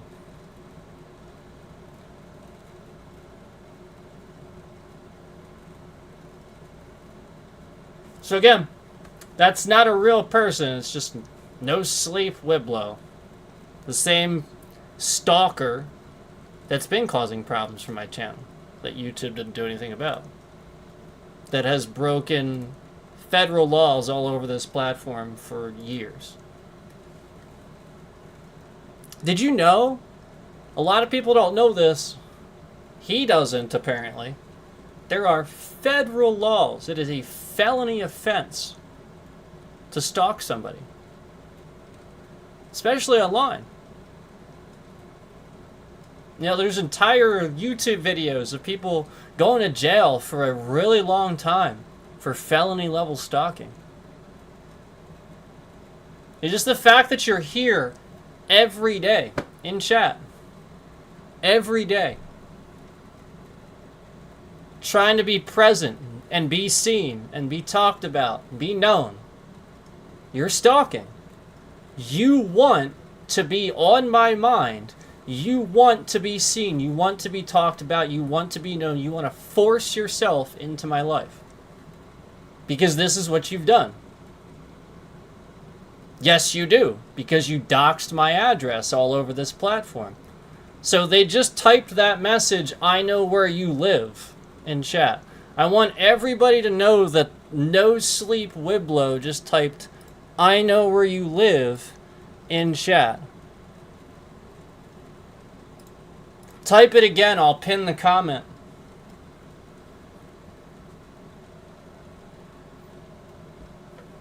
Type it again, I'll pin the comment so the federal investigator can see. Because he's probably in here.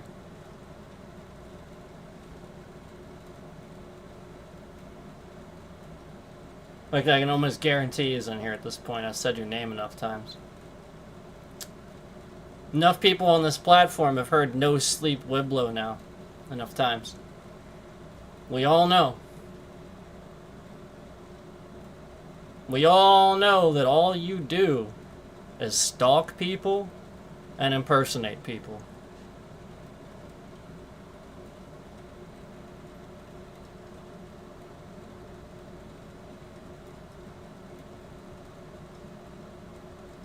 So yeah,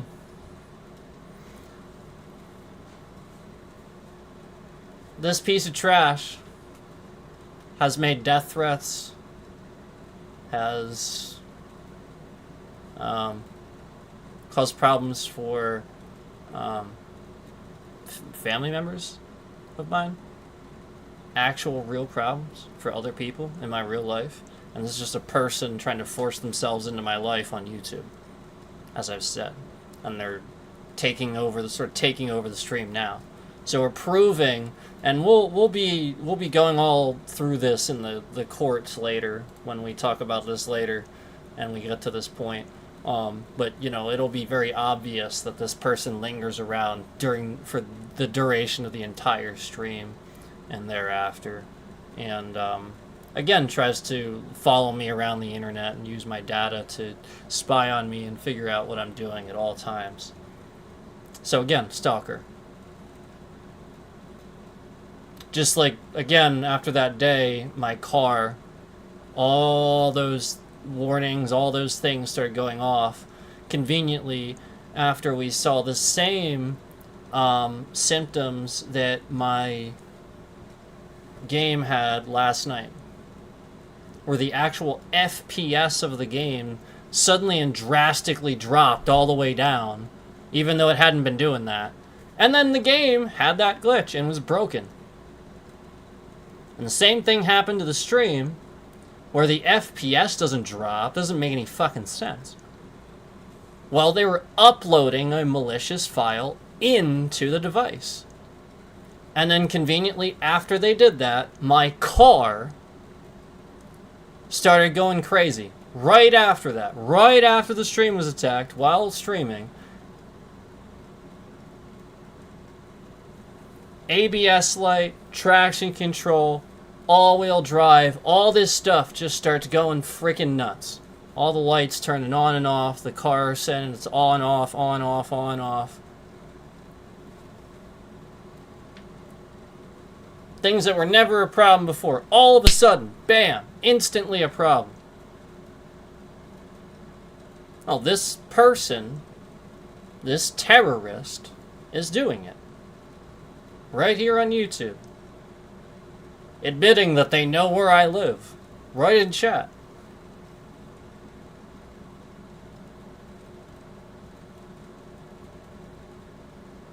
I'm honestly hoping this person shows up so I can end this.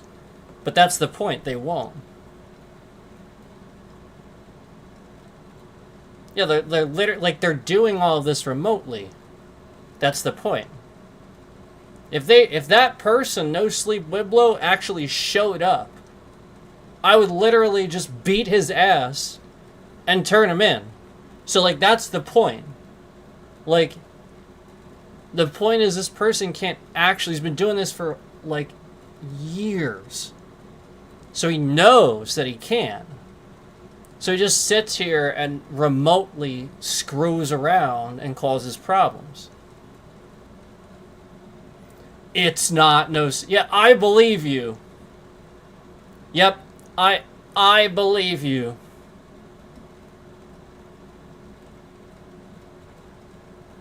Totally. I believe you. Yep, totally. So again, the person that we're very obviously making look very guilty right now and calling out that's so desperate to make me look a certain way during my intelligence stream that he has to come into the chat with a made-up botted channel created today with a fake name just to say a bunch of bullshit things that don't make any sense, and then bothers to type one last message stating, "I'm not No Sleep," and then delete it really quick. Yeah, okay. I believe you. Yep. Yep. Totally. Yeah. So, it really is kind of amazing So, like, again, just trying to do this where you're blaming somebody else and you're trying to get their name to be seen and stuff like that. You're trying to involve them, you're trying to talk about them, you're trying to literally get me to say that name. You typed that in my chat just now.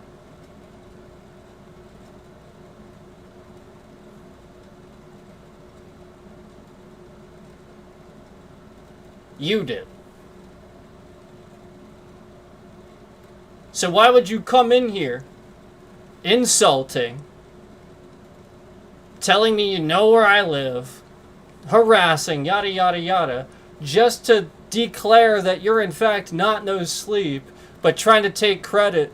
You know, you're trying to make it seem like this other content creator is doing this and taking credit for it. Yeah, okay.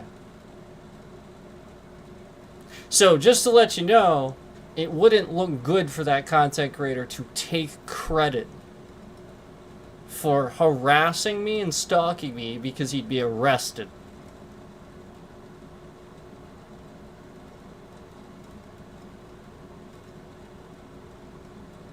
Yep. People have seen his face. They haven't seen yours. And you very clearly sit here and take your face off. You stream without a camera. The very few times you did actually stream yourself and didn't steal somebody else's. You sat here and masquerading as a Russian. I found out stealing that Russian's channel and all his stuff. So again, I will report this.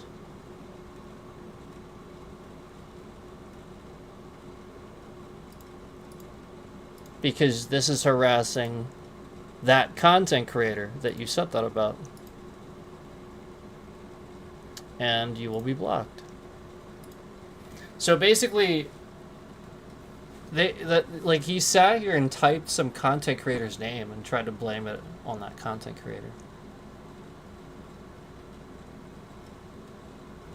Wow.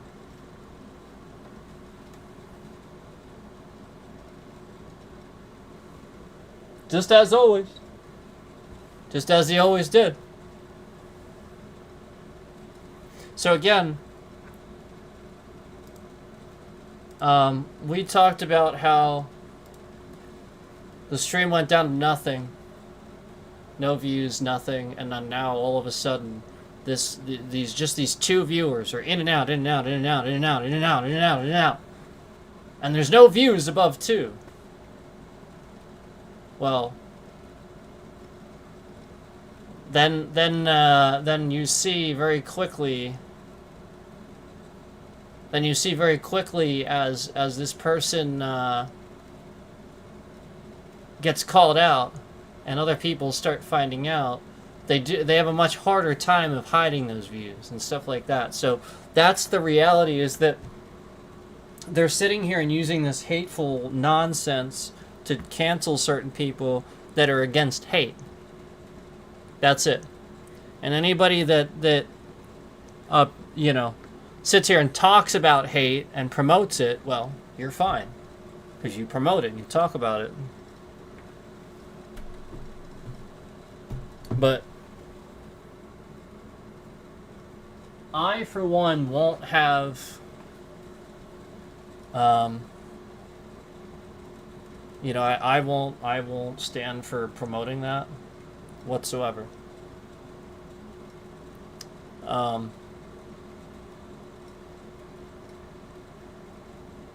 Just like I condemned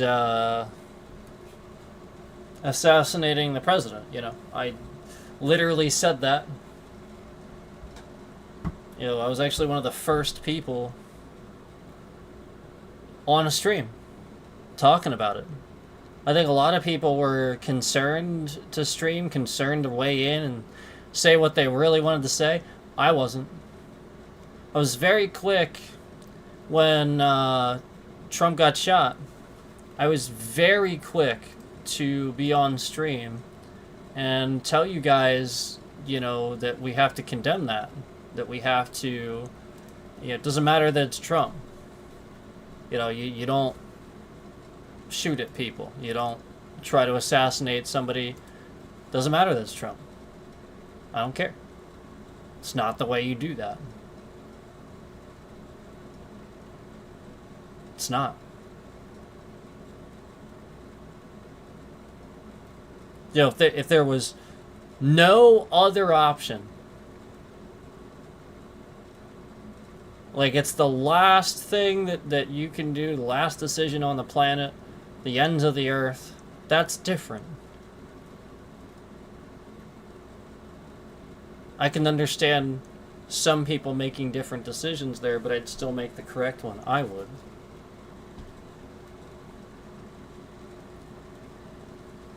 We're talking about now how people can't even make those decisions.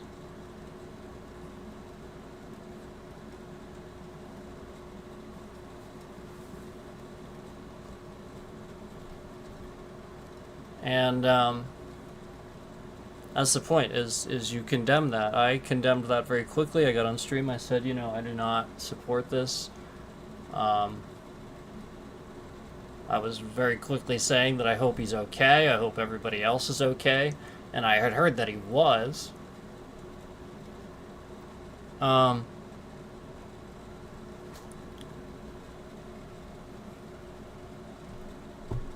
then there was a second attempt.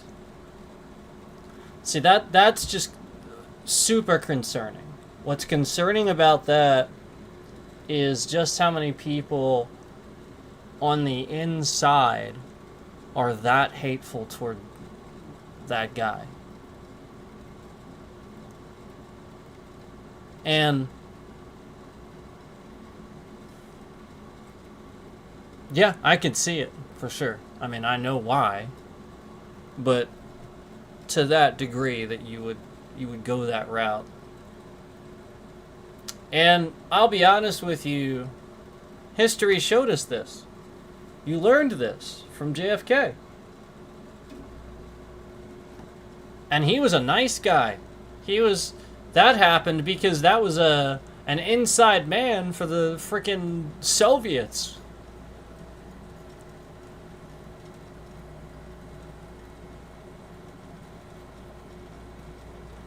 So, the point is, it doesn't matter nice guy or not. There's no, you know, obviously not the nice guy, obviously not the Trump either. It doesn't matter. There, you know, like, again, unless, you know, there's a war or something, you know, like the battle lines and all that. But even then, the president is still the last guy you get, right? He's protected, he's the last. Yeah, so then why not just capture him then, too?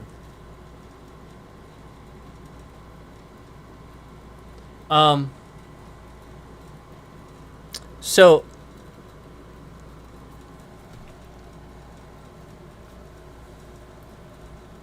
with Bin Laden, that's different. Yeah, Donald Trump doesn't have CIA training and you know, like all that stuff. It's just a little bit different. But you don't assassinate people. And I'm sure that's probably what people think. Oh, well, we got Bin Laden, so Bin Laden wasn't the president of the United States.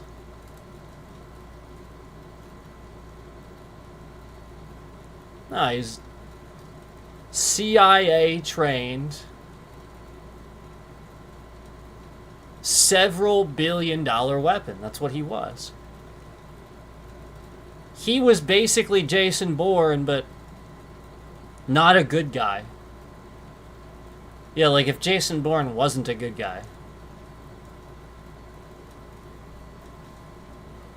So, there's a difference there.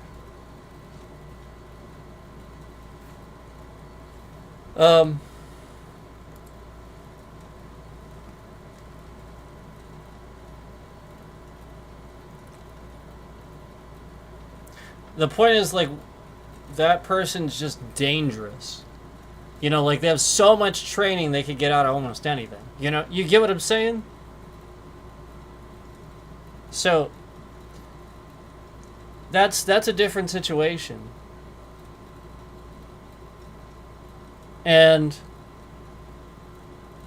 this was a lot of the reason, I think, originally for Guantanamo Bay and stuff like that. And people question, you know, like why you'd have something like that. And it's like, well, for people like that, that's why. But you know, because where are they gonna escape to once they escape? It's there, you know, you know. That's the freaking point. So, you know, just understanding certain things, you know, filling in those blanks can help, and not propaganda, you know, where you just go, oh, well, that president was supposed to shut that thing down, so, and then they didn't, so I don't like that thing. You know, just because some propaganda told you to not like it, you know, or whatever, you know, like you just, instead of making a decision about it, you just sort of kind of go like that. You don't ever actually make a decision about it. You just go, oh, let's just pick the thing that everybody else is saying. That sounds right. And so, like, there's just no informed decision on it.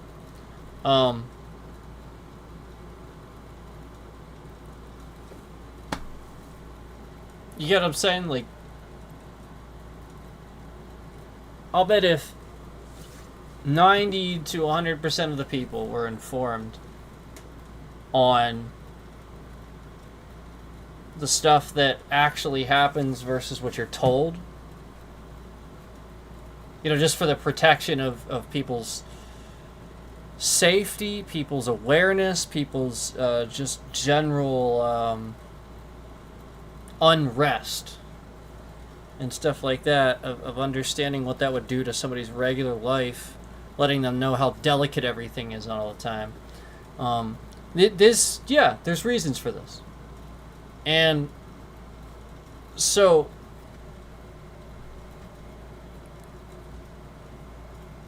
don't act surprised when you start telling the public about a bunch of stuff that other presidents kept secret, and now everybody's all like freaking out.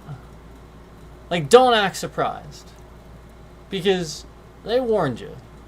Like, there's reasons why, because people just do that. They don't understand. Like, and that's why it's like, all right, so about 90 to 100% of the people, that if you told them, like, the reality and every little facet, they had time to think about it, they'd be all upset, they rattled around, they get really mad that you did that, but then 2 weeks later, they'd be like, yeah, you're right, that was probably the right decision.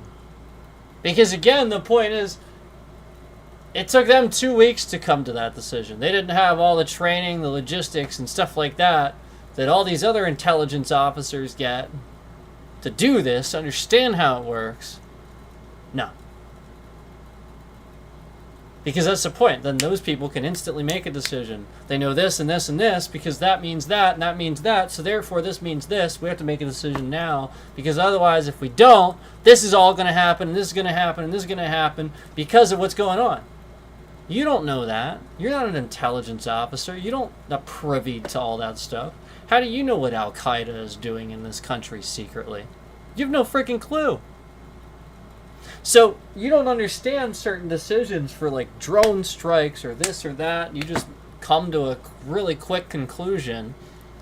And meanwhile, some of these people that complained about Obama using drone strikes and stuff like that, I'm serious. Some of these people, actually a lot of them, are the people that are supporting rounding up citizens, putting them on a bus, and just taking them out of here. They're the same people. So the point is they're flipping it.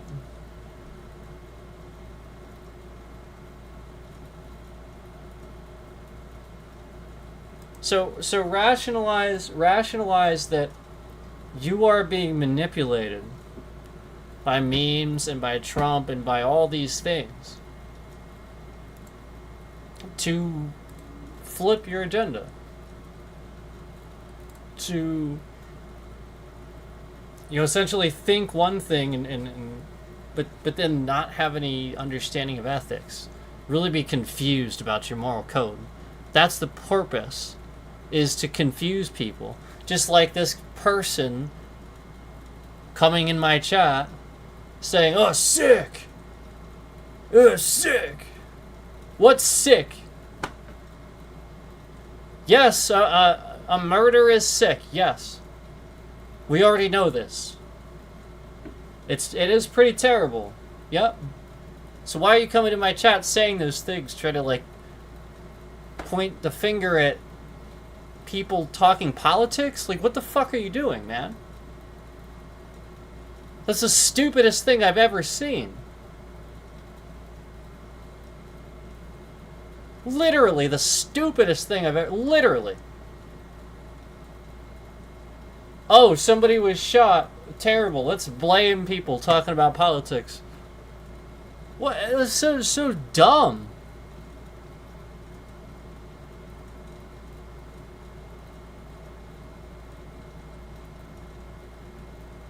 It's like when there was an assassination attempt on Trump, and the other side's blaming Biden and blaming Democrats and stuff like that. It's literally what you're doing. What the hell does that have to do with anything? Actually, the shooter was registered Republican, just to let you know. So you gotta get your facts right, first of all. The shooter was registered Republican, conservative. So, again, get your facts right.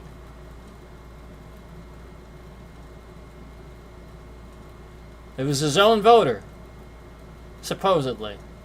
He was registered for that. And didn't he apparently have some sort of ticket for the Republican National Convention, too?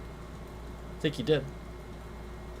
So, why are we sitting here trying to pretend like it's not just manipulation and hate? Somebody manipulated him to do that.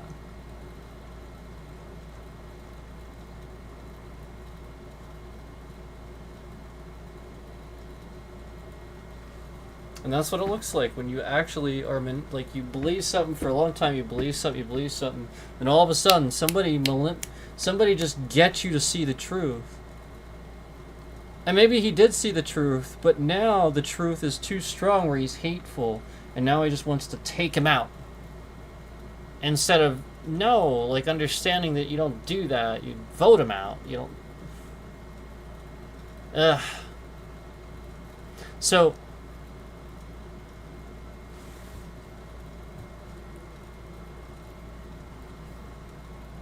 Again, it's a bunch of scammers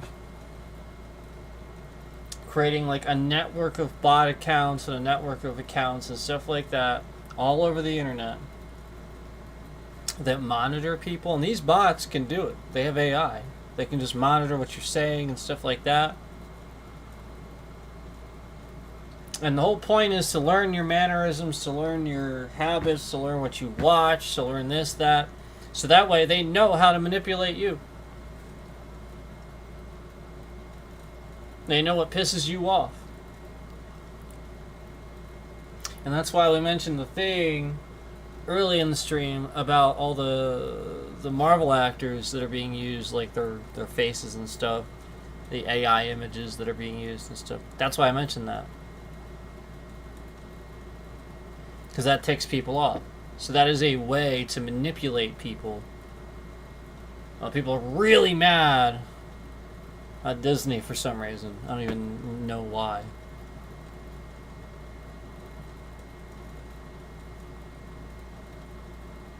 I guess it's the cool thing.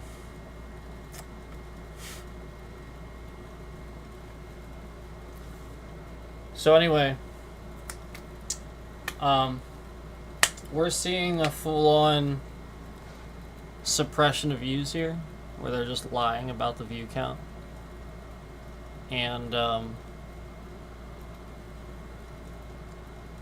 I have to follow up with a couple of emails with my lawyer anyway about the stalker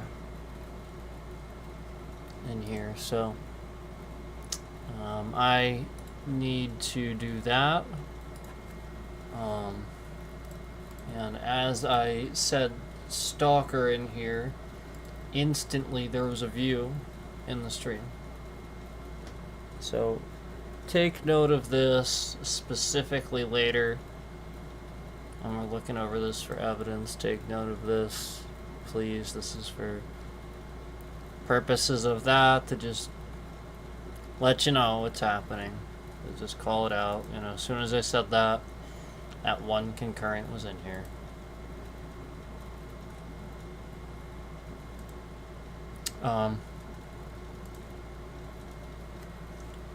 This stalker has administrative YouTube privileges. So that's what they're doing. They're using what they have, what YouTube has given them. And YouTube's in a lot of trouble for what they've been doing. So this person has administrative privileges, and they've been disabling comments on my various streams, turning off live chats on my various streams, halting view progress, figuring out all kinds of ways to make it so that people can't either comment, reach out, or like it otherwise looks like I'm trying to make it so that people can't comment or interact and stuff like that. And that's what this stalker has been doing. And again, even just as soon as today, I found a stream that this stalker had turned off the comments for. Like, just randomly the comments are disabled. I didn't do it, just randomly disabled. I went to the stream and said the comments have been turned off for this stream, or whatever it says, even though I didn't. Just said that. And yep, they were turned off. Yep. Just like when the chat is, when you come in and the chat's just not there. Yeah, the chat's just randomly disabled sometimes.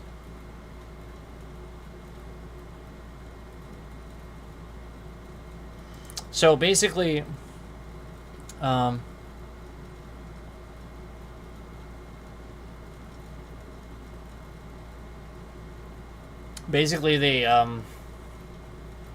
literally just not doing their job, and they're just disabling these features. That's what's very prevalent to me. Somebody's not doing their job, and they're disabling these features. Like, it's literally all that's happening at YouTube.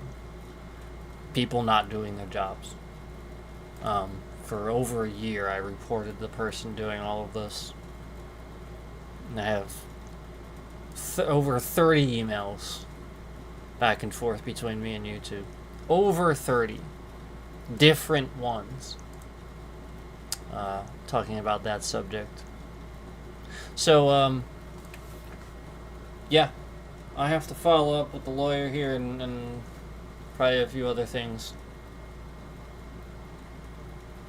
So thanks. Thank you, guys. Thank you, Chris.